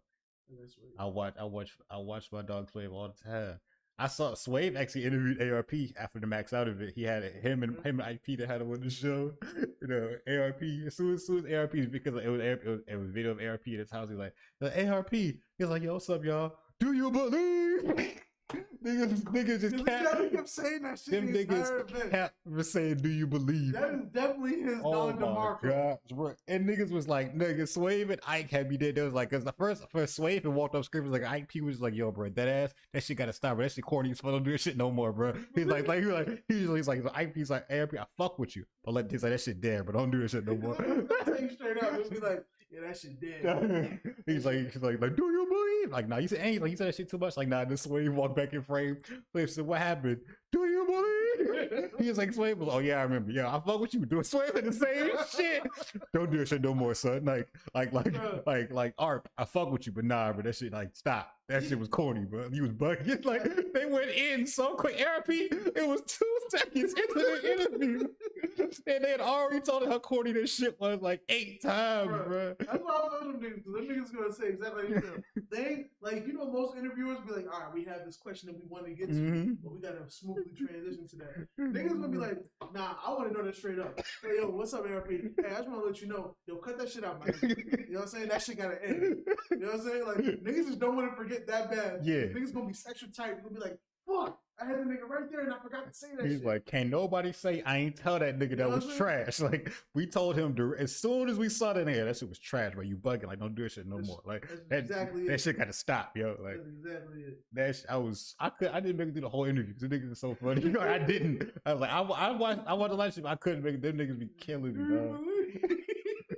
Niggas just saying that as a joke now. Like even at the URL event, niggas said it a bunch, and then everybody would just bust out laughing. Niggas just saying it now, just laughing. Like everybody was laughing. Niggas in the middle of their round. Do you believe? And everybody just laughed. That shit is funny. It's like I get it, and I know niggas hate the swagger jack, but you gotta have more than one. Because you know what? If Smack only had Don DeMarco, we'd get tired of that shit. Yeah. You know what I'm saying? If he only had shit like that, then now you know what I'm saying? If he only had then we get tired of that. But if he only had bang. See, I almost forgot. He has choices, my nigga. Yeah. So the fact that you only got one, it's crazy. Especially when you're saying it repeatedly. There's a few times he'll repeat it. Do you believe? 3 seconds go by. Do you believe? We didn't answer the first time. Right? Niggas was saying apparently he was only doing that because the event was called Believe or something like that. Like the venue or something like that. But I don't know if any venue called it Believe out here in Atlanta. But I mean, I ain't been outside in a minute, so maybe it's new. That's I club waiting to get I don't remember no shit like that. But that shit. That's something the club waiting to have a shootout outside. I was just like, what? I don't remember no venue being called Believe. And even if that was the case, nigga, we online watching this shit. We don't know that shit, so we don't know what the fuck you talk about. I saw an interview where they asked Danny Myers how he felt about it. Bar God. They were just like, he's like, you feel like ARP trying to rip off your shit, saying, do you believe? You know, he said, do you in a parallel universe? He was just like, you know, I ain't thought about that, but I do kind of feel like he ripped me off a little bit. He got the first half. He just need the parallel universe part. Like, that nigga owe me royalties. But yeah, so Prep versus Swave 7, you got Swave. All time. I've only heard, I think Prep. I only know Prep for 2 things. I think I saw him in one battle with somebody, and they caught that nigga. Before face-offs were a thing, I guess there was like a setting where niggas was in a bar, and they were just talking. And I guess shit got heated because, you know, egos happen. So niggas started being like, I killed you. And I guess there's a nigga he was about to battle. And you know, when niggas getting their shit talking, you know, and they you know, use expletives and shit. You know, sometimes niggas forget words. So I guess he meant to say, I'm going to fuck you up. But niggas caught that nigga. He said, I'm going to fuck you. When I tell you, it was the funniest shit. Because you just see a nigga repeat. I think he said it twice. If I'm not mistaken, bro. Nigga slowed the video down. It was like, nigga was sitting there like, I'm gonna fuck you. I'm gonna fuck you. And nigga, I couldn't take the nigga serious after that, bro. I was like, you told the nigga, I'm gonna fuck you. How do you make that mistake twice? You can't, yo, unless you are Mike Tyson, you cannot say shit like that. You can't. And Mike Tyson earned the right to say that shit. He told me that shit and be like, you know what? You got it. You feel me? But yeah, so Swamp versus Jerry West. I got Jerry West. Swamp and Geechee was really good. Like, that was a better Swamp than I've seen in a minute. Like, Swamp usually technically does win at the URL event. I don't think he's all that, but I think Jerry West is more polished. I got you. I've never watched Jerry West. I only know about Swamp, and you know, Swamp impressed me with his side of Geechee. He did really good. He did really good with Geechee. Yeah, so I gave it to Swamp. But and Geechee Gotti versus Riggs, I'm going with Geechee. Yeah. I'm going with Geechee. So if we want to continue, on my bracket. Nah, that's cool. We just gotta do round one. That's fine. Round one, fight. So, but yeah, that's the brackets that we have, and everybody make sure you make got the link out there. Yeah, man. Make sure you make your bracket. Get your chance at 10K. You know what I'm saying? Yo, go ahead and get this money, bro. Like, you know what I'm saying? If it ain't us, we want it to be one of y'all that gets it. Exactly. You know what I'm saying? It would be nice to have a supporter. You know what I'm saying? One of y'all get that shit. Exactly. You know what I mean? Put that good energy out there one time. All about positivity. It's all about positivity. I'm gonna end on a positive note. Actually, I forgot I had another news story. Last news story. It's real positive. It's gonna be a happy one. Akon is building another city in Africa. For sure. Akon technically already has one in construction in his home country, Senegal. Yeah. So now he's building another one in Uganda. He already got together with us other investors, and they already secured $6 billion for it. Shout out to Akon doing big things. Yeah, over there building whole cities. With the first Akon city, they said we're gonna have shopping malls and stadiums and recreational stuff. The second one is still in construction. They said this one should be done by 2036. So I'm with it. Doing big things, you know what I'm saying? Akon been doing big things. I ain't gonna hold you. So big things, I've heard negative stuff even like with that shit he's doing, but I kind of like the little bit of hope I do have, I don't even want to give it power because it's such big shit that's like, cause he's like, there's niggas that like change circumstances, there's niggas that change lives, and then there's niggas that change like, they change life. Mm-hmm. That nigga's changing life. Yeah, he built whole cities. You feel me? That's a big deal. Like that's like I ain't gonna hold you. Like no exaggeration. We got love for a lot of niggas and a lot of niggas do positive shit. I don't know no nigga doing what I don't know no niggas doing one thing he did. You know what I'm saying? We still give Jay-Z credit for the water wells he brought to Africa. Mm-hmm. Like what, damn near a decade ago. Mm-hmm. And Oprah built the school, but that's not a city. Yeah, like, she built a city, my nigga. Cities be having multiple schools, my nigga. Like there's gonna be somebody that listens to Locked Up and be like, that nigga owns my city. You know what I'm saying? Like, yeah. That nigga built the city I live in. Yeah, that's a big deal. You know what I mean? Just keep Tekashi off your remixes and I have no problem with Akon. Yeah, I think this shit is dope. Like I don't see other niggas doing like you said, like this is how you really show niggas that you really dedicated to, like, you know what I'm saying, the culture, just people in general, like you care about the world. So I think it's dope. For sure. That's shit that even as a grown man, I could look at another nigga and be like, you know what, I want to be like that when I grow up. Yeah. You know what I'm saying? I like seeing shit like that. With all the negative we have and all the negative that be happening in hip hop culture and just us as black people, I feel good to see, somebody doing some shit like that. You know what I'm saying? And Locked Up is a good song. Yep. You know what I mean? But appreciate you making whole cities, nigga. Yeah. You know what I'm saying? That's big shit. You know what I'm saying? Definitely. Big things popping, little things stopping. I want you rappers need to shut up, all right? Y'all niggas ain't doing shit like that. You feel me? Y'all niggas need to come humble. Y'all niggas get one joint with seven figure views on SoundCloud and start acting different. My niggas making whole cities. You feel me? Shout out to Akon, bro. Shout out to Akon. We should make a call. Really, you deserve respect. He deserves. You know how we did a whole segment for T-Pain, which nigga didn't he sign T-Pain? Yo, stop playing with my nigga Akon, bro. Stop playing with my nigga, boy. Stop playing with him. Akon out here making major moves, bro. He making major moves. Yeah, boy. bro, like major moves. I can't even fathom making some ill shit like that. Like, hell no, a city, nigga. A city. We talk, nigga. Hey, all respect. You know what I'm saying? It was a bar with freaking Jay-Z talking about I could have bought Dumbo. I could have bought a building in Dumbo before it was Dumbo for like $2 million. Now that same building's worth $25 million. How do I feel? Dumbo. Mm-hmm. Nigga, Jay-Z ain't talking about owning whole cities, my nigga. Nope. Two of them things. Yeah, like, 2 cities. He has one he's building in Senegal, another one in Uganda. You know what I'm saying? So, it kind of reminds me of that Sci-Hi song, New Africa. He's just like, why can't all the like famous people go back and like start building up Africa and shit? Akon did it. You know what I'm saying? Akon heard that shit and he was like, nigga, you late. Nigga, catch up, little mustard. Yeah. The show for sure. Shout out Akon, man. Keep doing your thing, boy. You don't gotta hear me say that shit. You doing it, boy. That's inspiration.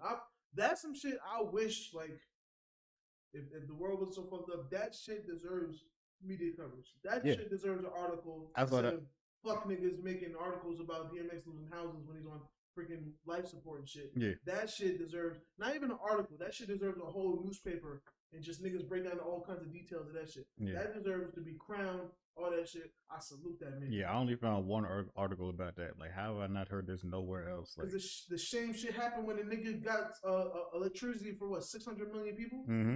Like, that's that weird shit, bro. But bro, if Pooh Shiesty catch another freaking shooting charge, that shit gonna be everywhere, right? Yep. Y'all niggas don't play fair, but shout out to niggas like Akon doing real shit, making real moves. I approve of it. You know what I'm saying? I approve of it. For real, for real. Yeah, Akon, you officially received the hold it down stamp of approval. Hell yeah. I know it's a title you've been waiting all your life to receive, Akon. You know what I'm saying? Hey, all you gotta do is just build 2 cities. We got you. You know what I'm saying? If you want to be held in the same conversation as niggas like Akon, you feel me? You might need to build a couple cities. Just build a few cities. You know what I'm saying? That's all you gotta do. It's nothing. It's nothing. You know what I mean? Hey, you out there with the crack rock in your hand right now, getting ready to sell it to somebody probably your own color. You too can build 2 cities. You feel me? Probably could. You know what I mean? So yeah, I think that's gonna do it for hip hop shenanigans and news in general this week. For sure. Now I guess it's time to get into this week's battle. And shout out to Bloodbath for coming with a positive story, because it's sad to say, but sometimes it ain't easy to find positive stories. It's really not. It's really not. Like, because I promise, like we joke a lot. That's how black people be. Transferring our opinions through jokes and shit. But we would also like to be a podcast that pushes more positivity if there was more out there. Yeah. It's just a lot of the news out there either be mild shit that we don't care about, or it be bullshit or goofy shit. Mm-hmm. You know what I'm saying? So yeah. So if y'all find some positive news, like tweet at us, like something, message us something. Like I'll have no issue putting it out there. For sure. As long as it's not something stupid like I bought a homeless nigga a sandwich. Like that's not really news, sir. It's great. It's awesome. I'm sure he thanks you and we thank you. You know what I'm saying? But it's not newsworthy. No. You know what I'm saying? Now, if you went to like Little Caesars and bought like 100 Little Caesars boxes and passed them out. Mm-hmm. That's what's up. Yeah, cool that. I'm saying, I mean, you ain't built 2 cities, but you did something. You did something. And you gotta start somewhere. You feel me? Hey, everything starts. I was gonna say at home, but that's Little Caesars ain't home. Nah. It starts somewhere. You feel me? It's real. You feel me? And that's something I can salute to. You know what I mean? For shit. But yeah, let's get into the battle. This week's battle was A Ward. I did it on purpose. You caught me. Hey, I know. Was A Ward versus Bar God. So this battle is from like a year or so ago. So it's an RBE battle. Yeah, so, I believe it was in May. Mm-hmm. May or April of last year. So I won't say who went first. Danny Myers went first. Bar God. His first round was good. I liked his first round. He had some solid schemes in there. Like he has always his usual high energy. I thought he had some. It was a pretty intricate round. It was good. Yeah. Great. I'd say it was a good round. Nothing to complain about.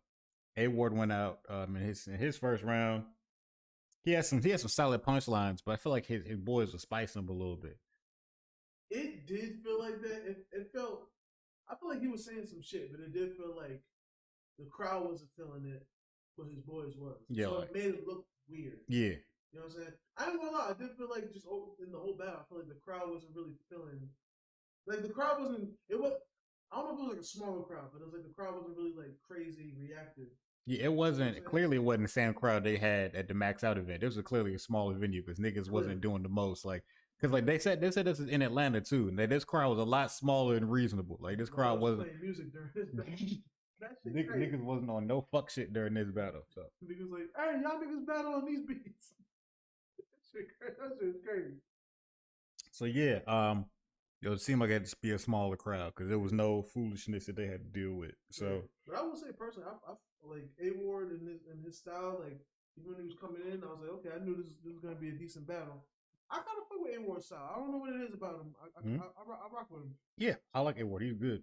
I will say though, one note, because it's rare that I make notes, but I did make a note. Loso is annoying.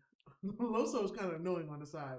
This nigga's like making math gestures and shit. He's like, bro, then he's like, yo, run that back, dog. Run that. He is him and Saga was doing that. That's all. Like, his boy is acting like he's spitting some shit. Now Saga was cool though. Saga was alright, but Loso, I feel like he was doing a little too much. He always does that in the background. I don't know if you noticed back at the Ill Will A-Ward battle. Ill Will was like, shut the fuck up, Loso. Like he called Loso a bitch like 8 times. He wasn't even battling Loso. He was battling A-Ward. Like Loso would be like, I'm gonna just sit here and catch these strays from my brother.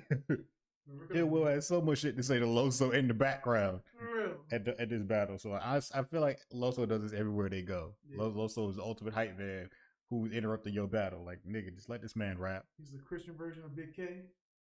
No. I'm not gonna say that. Okay. I'm not gonna say that. Fucking terrible. That's why I'm not gonna say that. That shit was great. I may be late to the whole train, but that shit was amazing. Hear him just say to a nigga's face, fucking terrible.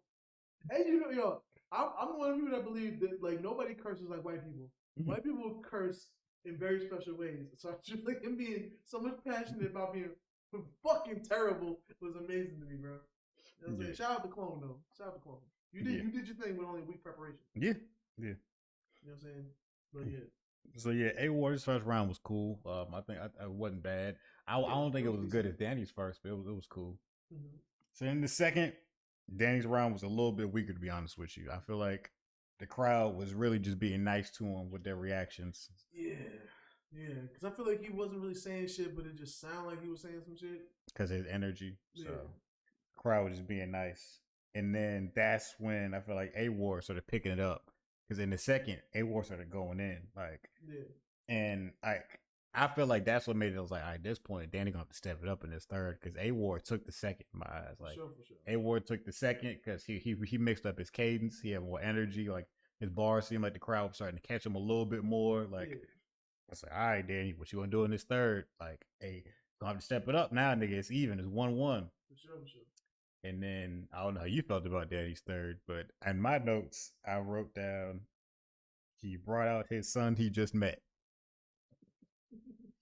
He did in fact do that. I ain't gonna hold you. I feel like his third was definitely by far his best. I feel like he was cooking in his third. I disagree. I feel like he was cooking in his third. Maybe because the second was so weak, I was like his third. I feel like his third he was saying some shit that I got. I feel like he goes over heads a little bit. That's true. You know what I'm saying? Like I'm not fooled by just the aggression and shit. Like you have to say something because the second was a little weak. You know what I'm saying? But the third, I feel like I was like, okay, this is what I've been looking for. Like he was, and I'm not saying he was cooking, but like that was definitely the best by far out of his 3 rounds for sure. And yes, he did just meet his son the night before.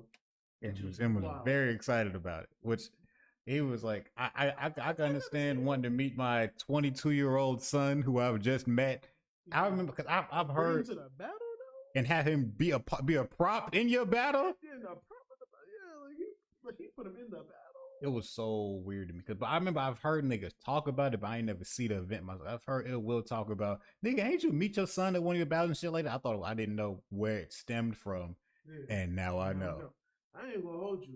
It really let me know how old the Danny Myers probably is too. Nigga. I didn't know the bar god was that old.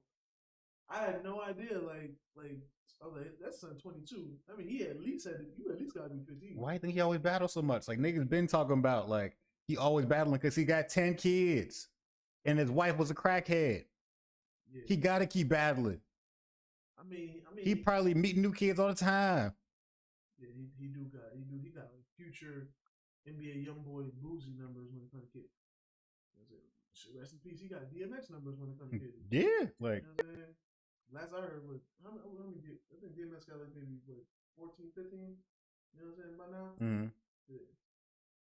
The Bible says be fruitful and multiply. You know what I'm saying? Yeah. We call that mathematics. You feel me? So yeah, I didn't feel the same way about his third that you did. His third was good, but it wasn't great in my eyes. A-Ward's third was just decent. I feel like it was consistent enough. to catch the wave of his second. I thought his third was good, but it wasn't crazy. His third was good. He talked about parenting and shit, which was a necessary thing. He brought up directions and the 12K again, which he said he's like, that'll never get old because you always gonna need money. Like, I ain't gonna lie though, it was it was like, I'm shaking your son just as much as you had. Yeah, no. I was like, damn. His rebuttals do be crazy. Like that's A Ward's thing. For people who don't know, A Ward's thing is he always got a crazy rebuttal, and he usually does. Like, yeah, the rebuttals are definitely crazy. I'll give him that. When he was like, because after his son walked out, everybody was happy. You know what I'm saying? Even A Ward and Lawson was happy to see Danny was happy to see his kid and shit. A Ward was like, "Did you see if anybody in the crowd is your son too, or some shit like that?" Oh, because I think somebody had passed out or something, and he was like, "Yo, you might want to check the picture of that and your kid too."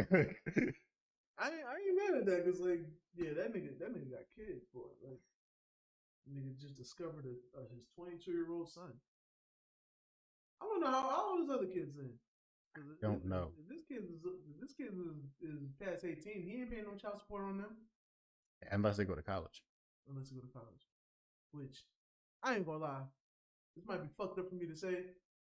If you my child and I just met you, you know what I'm saying, you decide to go to college, yo, can I get like a little can I get a little like warning for you? Like, you know what I'm saying? Like, I wasn't prepared to be it don't sound like he was probably paying child support for that nigga no way. He said he hadn't seen him since he was 1, so it's a good chance he wasn't in that nigga's life at all. Not even money wise, because like, yeah, but I'm just like shit. Now you come around now. I'm like, yo, I'll raise you. You know, I'll be your father. Like, we'll rekindle this thing. But damn, that's college. That's a lot of money. Nigga, I'm battling because I'm not in college, nigga. Exactly. He wouldn't owe him no money no way because it's too late to sign him up for child support at this point. And he ain't no money to get from Danny Marks because he got so many kids. You know, he ain't got no money. So what's the point? Like, what is the point? Unless Bargon was in the Ultimate Madness 3, you're saying maybe he might get something. I'm surprised he not. You know what I'm saying? That's the one battle he should be. That's one thing he should be in. He probably don't have a schedule for it because he battles so much that he probably couldn't commit to having to do just that event for so long. You know what I'm saying? Yeah. Also, one thing I thought about, since there's so much at stake and it's a bracket thing, are these battlers getting paid? Yeah, they are. To show up? Yeah, they do. Because Fawn said that after he won, yeah, niggas interviewed Fawn. They was like, "Yo, do you get paid for every battle?" I was like, "Yeah, you get paid for every battle that you do."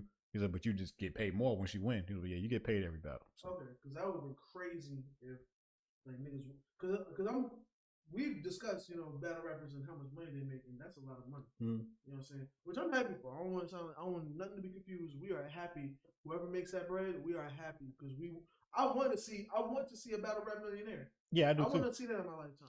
But I do feel like the checks is probably smaller for this event because it's like, it would make sense because you're battling on shorter notice, so it's like you're not gonna have as much prep time. You only need to prepare for a smaller battle because like you don't got that limited rounds and shit no more because there's so many other niggas battling. Like they're probably just smaller checks because like, all right, they're only supposed to hold you over to the next battle, which is like I don't think none of these bigger name rappers like this. He couldn't afford to get all of them in this one event unless they agreed to smaller checks because of the eventual chance of getting 100K, which I understand.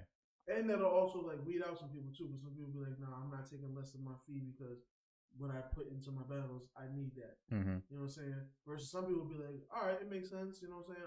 I'm taking a little bit of an L on my initial price because of the potential of winning the big shit. Exactly. So I can understand that.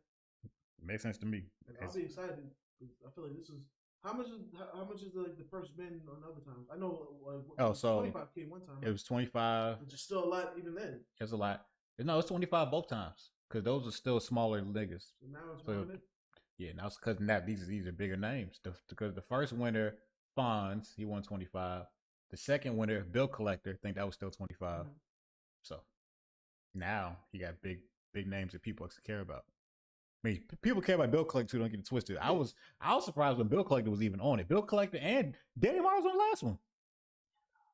Yeah, he was on the last one. He didn't win it, but he was on there. Yeah, okay. No, Bill didn't win. Holmesy won. I forgot. Holmesy won.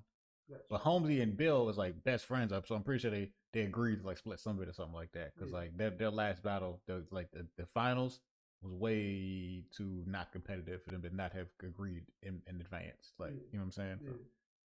Well, I'll be happy for whoever wins because that's gonna be a lot of money.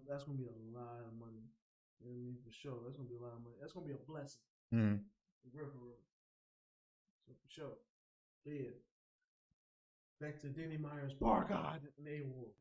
So yeah, I thought A Ward's third was pretty good. I'd say good overall. I don't think it was super duper good or crazy, but I think it was a good third. I think both of their thirds was definitely the best round they both had. I can't say I agree. I feel like A Ward's second was better than his third. Really? Okay. I feel like they was cooking in the third. Maybe I just stopped caring as much once Danny started talking about that he just met this kid and how excited he was, and he used him as a prop. And I felt like he didn't do nothing super duper crazy in that round. I don't know, maybe it was just me. It was a random bar too. I ain't gonna hold you. He didn't even make it like a bar. It was just like a random thing. And then of course people probably be like, "Yo, is that for real? For real?" And then he just before the A-Watch started, he's like, "Yeah, man, I just met my son, man. Last night." What? Last night? Boy. And you told this nigga, "Oh, this is great. Come to my battle tomorrow. Actually, be in my bar." Like the fuck? Like that shit crazy. That shit crazy, bro. That shit crazy. But nah, I think everyone was cool. I even like freaking when he was like making fun of Daniel Myers' parallel universe shit. That shit was funny to me. Maybe that's probably why I really fucked with it. That shit was funny to me. Cause like, yo, nigga got struck by lightning because he missed a Thunder game or some shit. That was good. Nigga choked on a four piece tenders. It was a Nuggets game. He missed the Nuggets game. Yeah. Like that shit was funny to me. I like that shit. You know what I'm saying? Or he was like, what was this shit he said? Like, yo, this ain't regular, like the 4-piece spicy. That shit. And then, you were just hungry. I think I was. You was just hungry. I had 8 during that time. But I think because it didn't even got me when Saga was like sitting there commenting. He was like, "It's not regular. It's not. The nuggets is good though." Like that nigga always made me laugh because he was like, he seemed so dead serious when he said that shit. That shit was funny. But yeah, we're gonna get to these scores. Crowd control. I gave Danny a 4. I feel like the crowd was like feeling him. You know what I'm saying? For the most part, it wasn't no negative stuff going on, but. I feel like the crowd was like a little. They was feeling them. It just felt like it was a smaller crowd, so it wasn't like as hype. Yeah, I agree. But they were definitely feeling them. Yeah, the crowd was rocking him, especially through his second. They were still giving him cheers for stuff that was really average. Yeah, even A-Ward had to be like, A-Ward was like, "Stop." Yeah, stop. Because even the bar, I was trying to understand it myself when he was like, "Yo, if your homie says, yo, I just fucked the bitch with the homies." So do you send subliminal messages? No. With fire emojis? He said, do you send a fire emoji? Oh hell no. Nah. Oh hell no. And they was like, ooh. It was. I was just like, stop. Stop. I was trying to understand. I was like, because I thought it was something completely else. I was like, is he trying to subliminally tell somebody you going to hell for that? Like fire, hell, stop. I was stop. Like, that was not an ooh. Mm-mm. That was not an ooh at all. I'm not gonna hold you. I was like, oh no, this Danny. Did he just write that second last night? Like they were slow to move too. They were just like, ooh. Like no, let's not do this. Don't do that. I ain't gonna lie. That was one of the few times where I appreciated his white man arrogance. Like, stop. Okay, I pay taxes. Yeah, okay? like, stop. We not gonna get hyped about that. That was not good. We are not. You know what I'm saying? But yeah, I gave him a 4 on crowd control. Now for A-Ward, I also gave him a 4 on crowd control. I feel like the crowd was rocking with him. You know what I'm saying? It was just a smaller crowd, so it wasn't as much crowd reaction, but the crowd was rocking with him, definitely. Yeah. You know I feel like they were both even in crowd control. I gave them the same thing, I gave them both 4s. Yeah, supportive. Now for delivery, I gave Danny. I gave him a 3 on his delivery. His delivery is okay. It's cool. You know what I'm saying? It's cool. Now A-Ward also delivery. Not the biggest fan of his voice with lisp, so I feel like his delivery is also a 3. respectively. I gave him both fours. Only because I've heard Danny perform better. I didn't feel like he did anything wrong that I could really like critique. I think it was pretty good. He didn't really stutter or nothing like that. So his voice had a good tone the whole time. A Ward, feel like same with him. He didn't really stutter. And he had a good vocal range. He wasn't yelling. He was in his pocket. So I give him both fours on delivery. Okay, not mad at that. Haymakers, I gave Danny a 3 on Haymakers. Nigga, so did I. I ain't gonna lie, like, the second alone dragged his shit down. And I'm not gonna hold you. I feel like his first wasn't that impressive either. I wasn't too impressed by his first. It might have been shit going over my head. I'll admit. But yeah, I just gave him a 3 because I feel like the only round I really liked from the first two wasn't bad, but the one that was like, oh, this is actually good it wasn't until the third. You know what I'm saying? And shout out to his son for meeting his father. The shit we laugh at is fucked up. I'm not even gonna hold you. This nigga had a whole basically he had a Don Trip round, dog. Yo, and when I tell you I just happened to listen to Don Trip a few days ago too for no reason, like it just randomly popped in my head. I was like, you know what? What's Don Trip doing? Oh, he's still out here doing this shit. Okay. But for Haymakers for A Ward, I gave him a 4. Cause I ain't gonna lie, I do feel like A Ward shit was hitting a little better, especially with the rebuttals.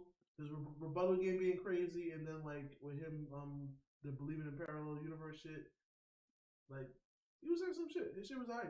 Yeah. So we gave him the same thing. I gave Daddy a 3 for delivery because he wasn't up to his usual standard, and his second alone dragged his score down because he didn't say nothing important in that second.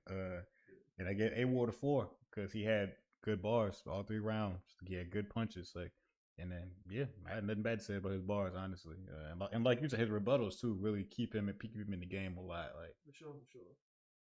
Even even when he freestyled about Danny having to get his mic fixed and worked it in his round like seamlessly, like I feel like that was fire. I feel like that deserved more reaction than it got. Yeah, because that was clearly freestyle while the shit's happening. Like, and he worked it in so well that it looked like it was part of the round. You know, there's no way it could have been. You know what I'm saying? So that was crazy. Zone, I gave Danny a 4. Nigga beat 2. I feel like he was doing his thing. All no chokes. But the second is it the second to drag it down for you, nigga? Because that's what did it for me. It wasn't a 5, but it was a 4. It was cool. It was cool shit. That second was just that second just had low moments. You feel me? It was a trough. You know what I'm saying? So yeah, for A Ward, I give him a 4 on Zone also. You know, doing his thing. Rebuttal's crazy. You know, no stutters. You know what I'm saying? No chokes. So, did his thing. I gave him the exact same thing. I gave Danny a 4, and I gave A Ward a 5. I have nothing bad to say about A Ward's performance. Danny, as you know, that second wasn't it. But Danny, overall, he got a 15, which is a B, and A Ward got a 17, which is an A for me. For me, I gave Danny a 14, and I gave A Ward a 15. Pretty decent battle. Oh yeah. It was good. I appreciate it was quick and to the point as well. For sure. This was a brisk 30 minutes. Niggas didn't have no unnecessary shit. Like brisk 30 minutes. It was a brisk 30 minutes. I really appreciate that. I wish niggas would go back to getting their bars off and going home. All these niggas trying to have hour-long battles, stop it. You don't need that. I also appreciate the crowd not doing too much so niggas could get through their shit. I appreciate all of that. For sure. Let's get to these bars. Danny Myers, bar guy. Y'all want to know what A Ward's favorite album? It's Dark and Hell is Hot. Now I'm being less serious, but it will be after this DM experience. And like X, I too chose a thug path. I gave this flesh of my flesh and ran it back with a bloodbath.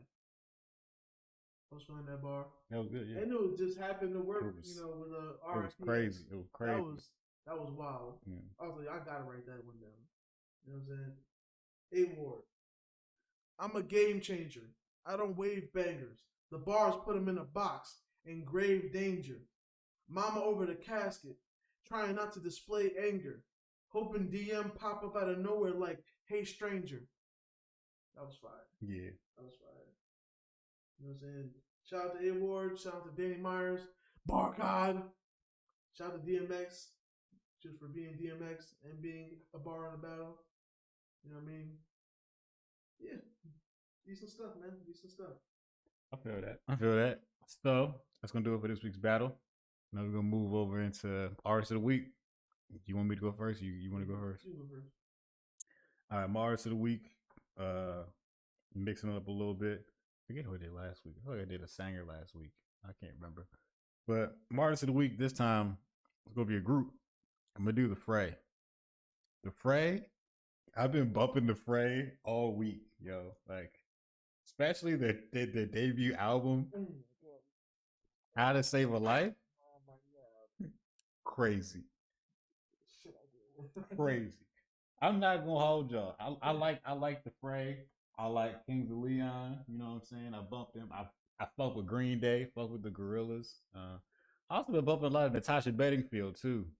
She had more than a pocket full of sunshine back there. If you know what I'm saying. As my artist of the week, the Fray. They're a great band. They had a bunch of hits. So get your TRL ass out of here, okay? it's not all rap all the time. Look, nigga, MTV Quan, we watched an 8-hour-long rap event last week. I was rapped out, bruh. Like, I don't think fans, I need you to understand this.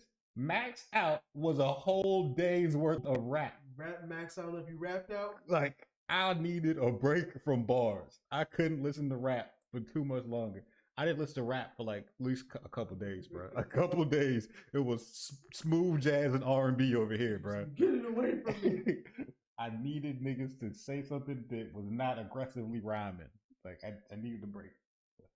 That's my artist of the week. Shout out to my big dogs, the Fray. Respectfully.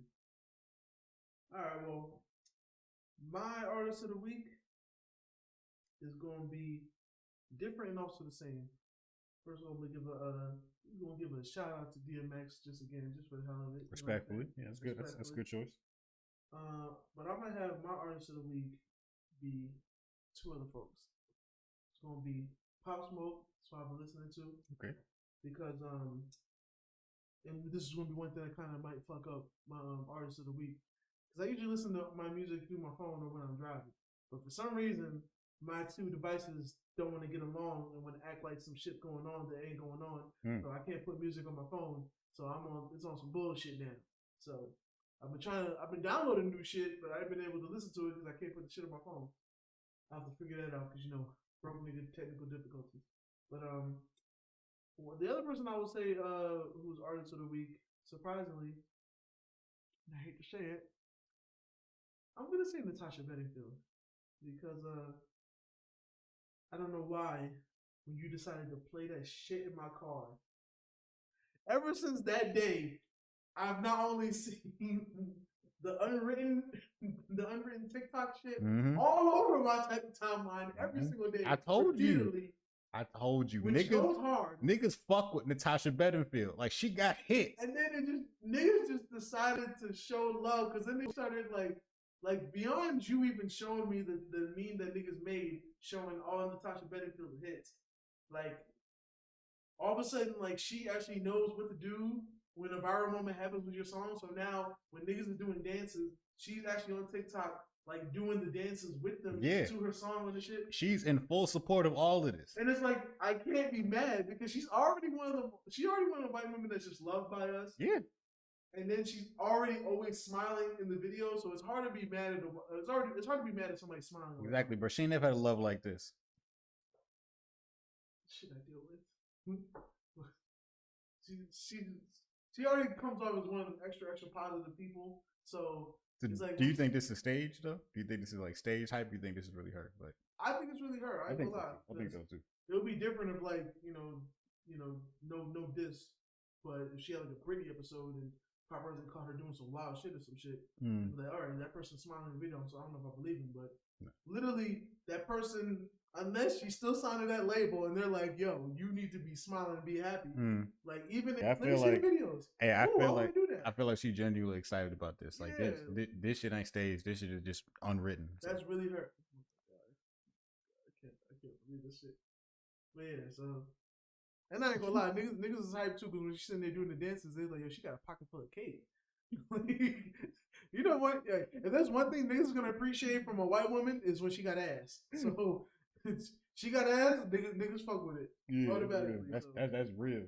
You know what I'm saying? So when we push positivity over here. We love our black people, we love our black women, but we'll take positivity from anybody, especially in these crazy times. And Natasha Bedingfield, you know what I'm saying, was a smiling ass white woman when she was popping, and now she went viral and she's still a smiling ass white woman. So it's crazy how this is the most random artist of the week we've had yet. I had the Frey and Natasha Bedingfield. You had Pop Smoke and Natasha Bedingfield. So I guess the overall consensus, Natasha Bedingfield is the artist of the week for holding down this week. MVP this week, bro.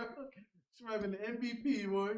I think it's mainly because of Twitter, bro. It's like social media in general just been bumping Natasha Bedingfield out of nowhere. It started with that little dance of the niggas in the mall. And then people's like, you know what? Natasha got some other hits too. And they're like, she been everywhere. Like, and I ain't gonna tell you, like the niggas been making mad videos to that shit, and it hits every time, bro. Yeah.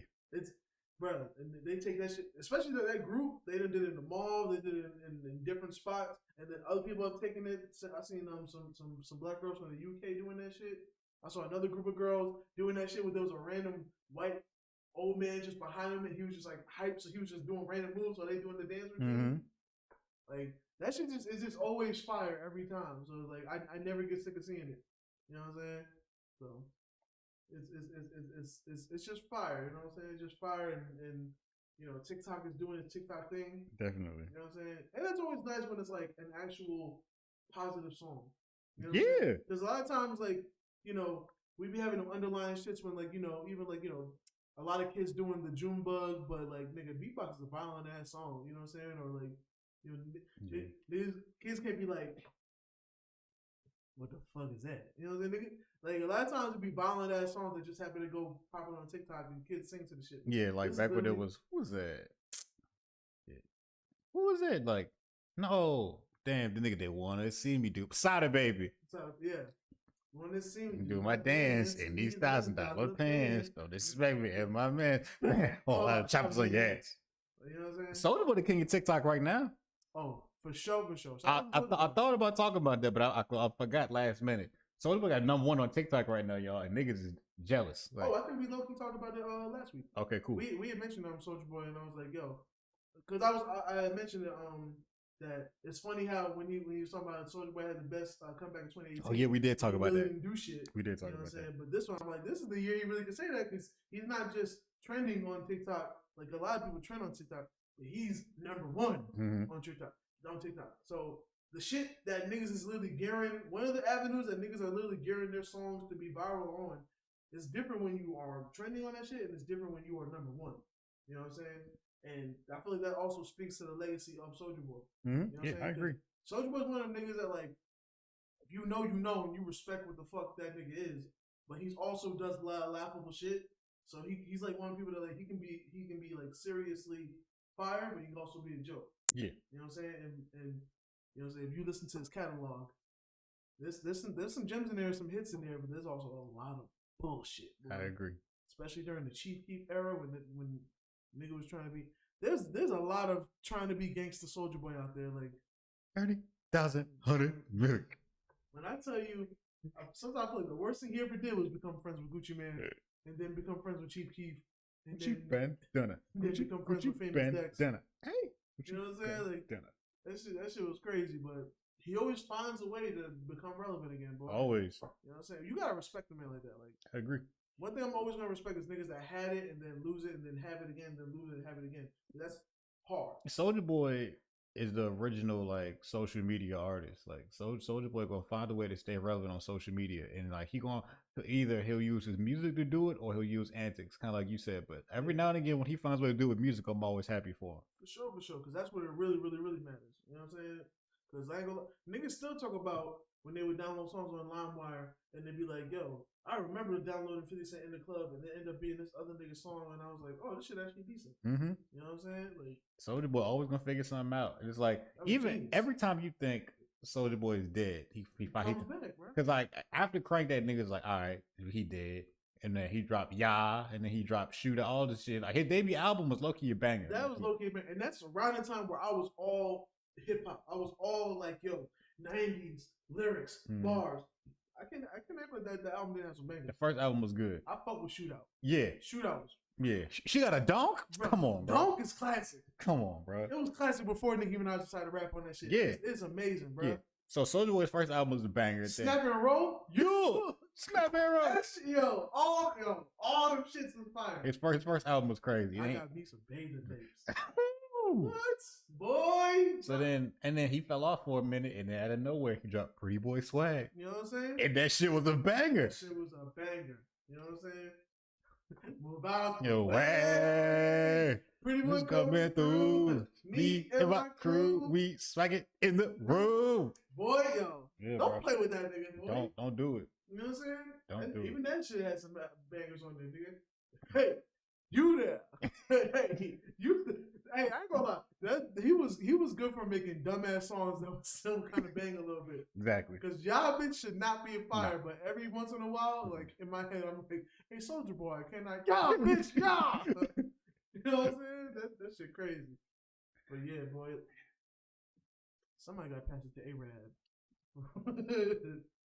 And we ain't got to talk about Outer Space Flow. That's only for the niggas that know. We ain't got to talk about that. No. That's different. That's different. If you're a real Soulja Boy fan, you know about Outer Space Flow. Yeah, if you're a real Soulja Boy he was rapping his hardest on that song. Oh, that was when.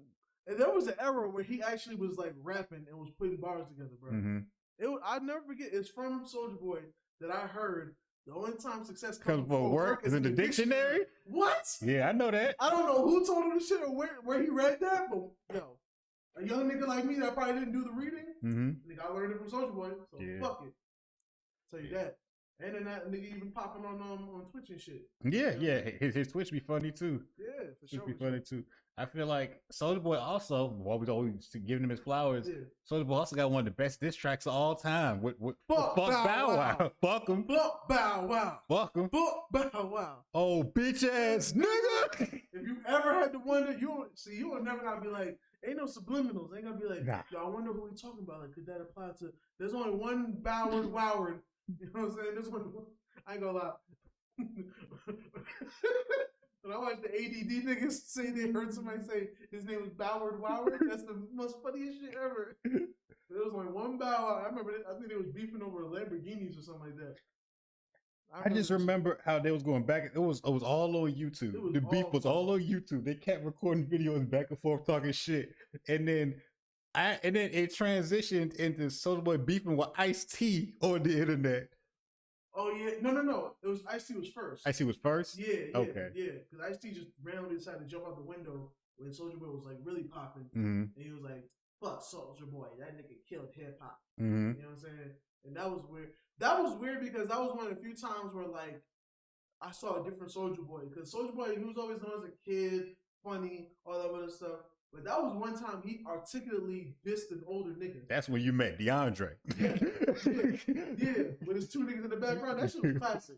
Because it's bad when you are 50 years old. You know what I'm saying? Shout out to, all respect to Ice-T. Yeah. Legend. But it was just bad in that moment because, first of all, the nigga pointed out, like, nigga, I think he was like 15, 16, 17. He's like, nigga, first of all, damn, I'm the first millionaire in my family. You know what I'm saying? I'm out here making a way for my family, feeding my little brothers, you know what I'm saying? And you 50 years old and whatnot. How the fuck you gonna tell the nigga that my whole family look up to suck a dick? You know what I'm saying? I never met you. You know what I'm saying? Like, what are you doing?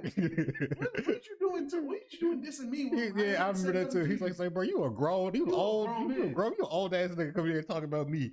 That nigga, and he still had the little kid insult. He's like, nigga said he's the forefather of my nuts. I don't even know what that meant, but that shit was funny as fuck when he said it. It was funny as fuck when he said that shit. He's like, this nigga 50. This nigga 50 years old. This nigga old as fuck. He is the forefather of my nuts, nigga. You know what I'm saying? But like, that was the first time I ever had Soulja Boy like diss somebody, but like make sense. Yeah, and that's bad. Imagine if I go out there and say something to a kid right now, and that kid literally, you remember on the episode of Boondocks where Mr. Dubois was defending R. Kelly, and Riley was like sitting there, he was like sitting there having an argument with the nigga, but that nigga had real points. Oh yeah, and he was like, hey, you just got beat by a kid. That's how I felt, bro. Like that's how I felt. It was like that time where Granddad came out wearing the small shorts to wear basketball.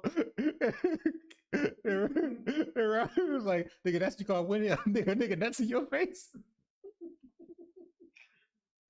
He's like, I know you won, but it ain't look like you won. That's what you call winning, nigga, nuts in your face. He was like, oh, I hate to see what you call losing. That shit was crazy, bro. You know what I'm saying? Shout out to Soulja Boy though. Shout out to Soulja Boy. You know what I'm saying? And I ain't gonna lie, I never saw that articulate Soulja Boy again until he was beefing with Charles Hamilton. And then even then, I was like, this is a different nigga because it's like every once in a while he jokes around, he'll get into like really dissing a nigga and like but nigga was like, bro, he was like, nigga supposed to be signing the hedgehogs and shit. It's like, nigga, that shit ain't working for you. You might want to go with Mario, try some mushrooms. Like, yo, I was like, yo, this is not Soulja Boy. This is a different nigga, bro. I was like, yo, you pissed him off for real. You pissed off Soulja Boy for real. That nigga really disses you for real. That's not the same nigga that was shooting at the IG screen with famous Diggs. You know what I'm saying? Go get your chain back. Go get your chain back. That nigga literally took off the jacket, started showing his tats. He's like, he started punching the phone and shit too. I was like, and Famous like that's Famous next busts out laughing. So I was looking at his friends like, what's this nigga doing? That nigga sitting there. I will beat your ass. Yeah, that shit was funny.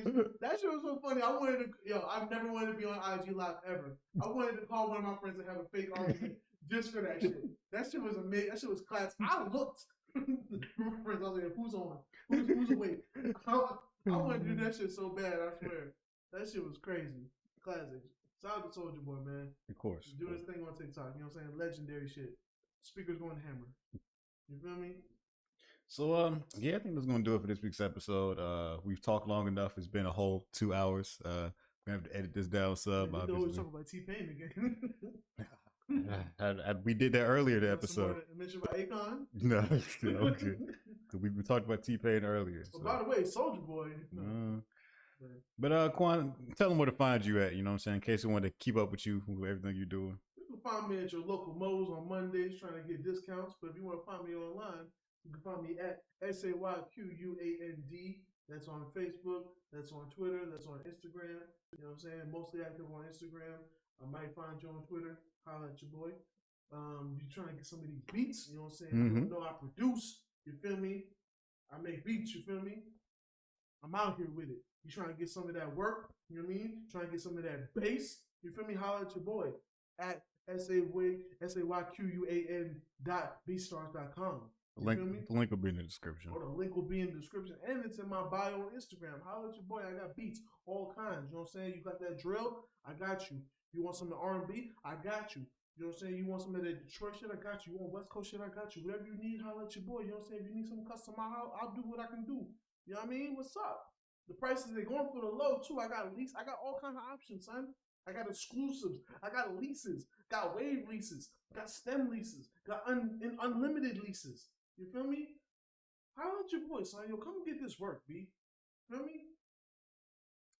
Okay, so yeah, man, if you wanted to find me, I also am on social media. You can find your boy, you know what I'm saying, Unstoppable Bloodbath. I'm on socials the same, at High Tower Power 1, you know what I'm saying? Talk to me, I talk back. I'll be out here if you want to send me some more content to keep up with the show. I'm probably going to watch it anyway because I'm always watching something to keep up with any of the shows I'm on.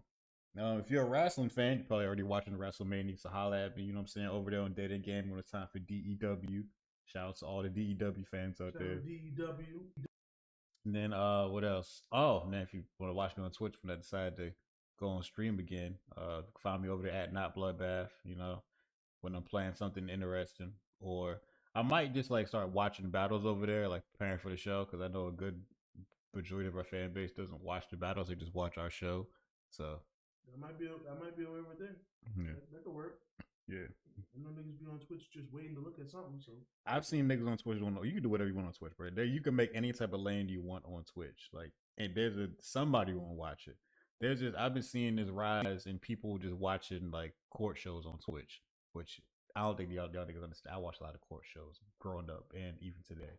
You might do that too, actually. If niggas would watch me critique some Judge Mathis, oh, it would be a good attack because court shows are so entertaining to me.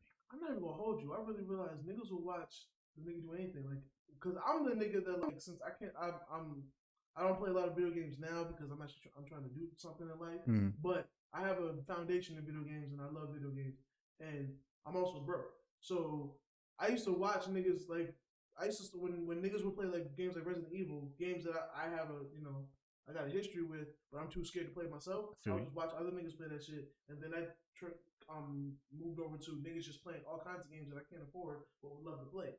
You know what I'm saying? But I realized I'm not the only person that does that. Like, there's a whole real big fan base. Just niggas just play video games all day and will make real livings off of that shit. There's niggas that react on music videos. I almost talked to Bloodbath. I was like, if we cared to do that shit, like niggas will watch it. You know I'm just not that big on reaction content. Neither am I, honestly. I'm especially for music videos because like I seen so many reactions to Who I Smoke. There was a gang of niggas doing reactions to Who I Smoke. I ain't gonna lie. I almost feel like reaction to music videos is almost cheating because you're gonna get views just because the video is popular, especially if you're early, and you be on Twitter, so that means you're gonna be one of the people that's actually early. Because I'm an Instagram dude, and admittedly, Instagram is sometimes a few hours late, sometimes a day late. You know what I'm saying? So, like, if there's not already something I'm already rocking with, by the time I realize this shit is something's viral going on, I would be like a day late where this nigga would be already finished with the video and uploading the shit. By the time I'm like, oh yeah, we should watch such and such. You know what I'm saying? But I do be feeling like that's cheating because also, nigga, like I know it's just us, like especially a video like Who I Smoke. Just niggas comments like niggas gonna want to hear another nigga's perspective on that shit. Just to hear niggas say shit that they already thinking. And I be feeling like a lot of reaction content, niggas don't be having nothing to say. I don't be having shit to say when I watch them unless it's something entertaining like court shows and shit like that, or like some foolishness. But like if I'm just watching something like, all right, how I feel about this, I don't. That would be the whole video. Some niggas really be dick riding too. I ain't gonna talk about them, but some niggas be really some niggas be dick riding. It would take me so much energy to react to some shit that's stupid to me. Oh, bro, this is crazy. What you think?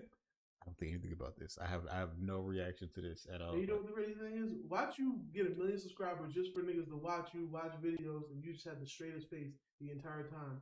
Like, and just have a dry. That's what niggas like. That's what niggas like. I feel like there would be a base for that. Niggas would just be like, because you're gonna come across a video that's like got wild shit in it, and niggas just gonna watch you not react to that shit. It will almost be like a try not to laugh challenge. Yeah.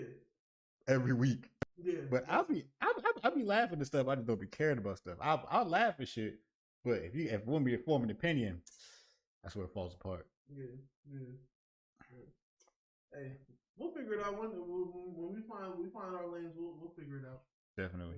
We also want to do it in the real way. We don't want to just do it for views because if we was those kind of niggas, we'd be sluts out here. Yeah, we would have so much. You would see us so much more. we still live a real life. And, you know what I'm saying? I enjoy doing this podcast thing. You know what I'm saying? I'm still new to the game. You know what I'm saying? Bloody been out here doing his thing with the Dead End, family. You know what I'm saying? Shout out to the label, Lot Records. Exactly. You know what I'm saying? He's been down with them for a minute, so I'm still new to the shit. But we're not niggas that are looking for limelight. Because if it was like that, nigga, I'd be tapped into everything. Exactly. He'd be on every Dead End review. Sometimes I be wanting to, but I'm like, I need to also know my place. Like, nigga, I ain't gonna be just sitting here jumping in shit just to jump in shit. You know what I'm saying? I can't be Rick James on another nigga couch. I feel you. You know what I'm saying? Like, but I will come by and kick dirt on the nigga couch. I will grind somebody on the nigga couch. You know what I'm saying? Exactly. Once in a while. He wouldn't just do things just to do things. I would just do things. But that's gonna do it for this week's episode of The Hold It Down. Remember to tell a friend to tell a friend. Tell a bitch to tell a hoe. And remember the South won't hold it down. Pip, pip, diddly do, niggas.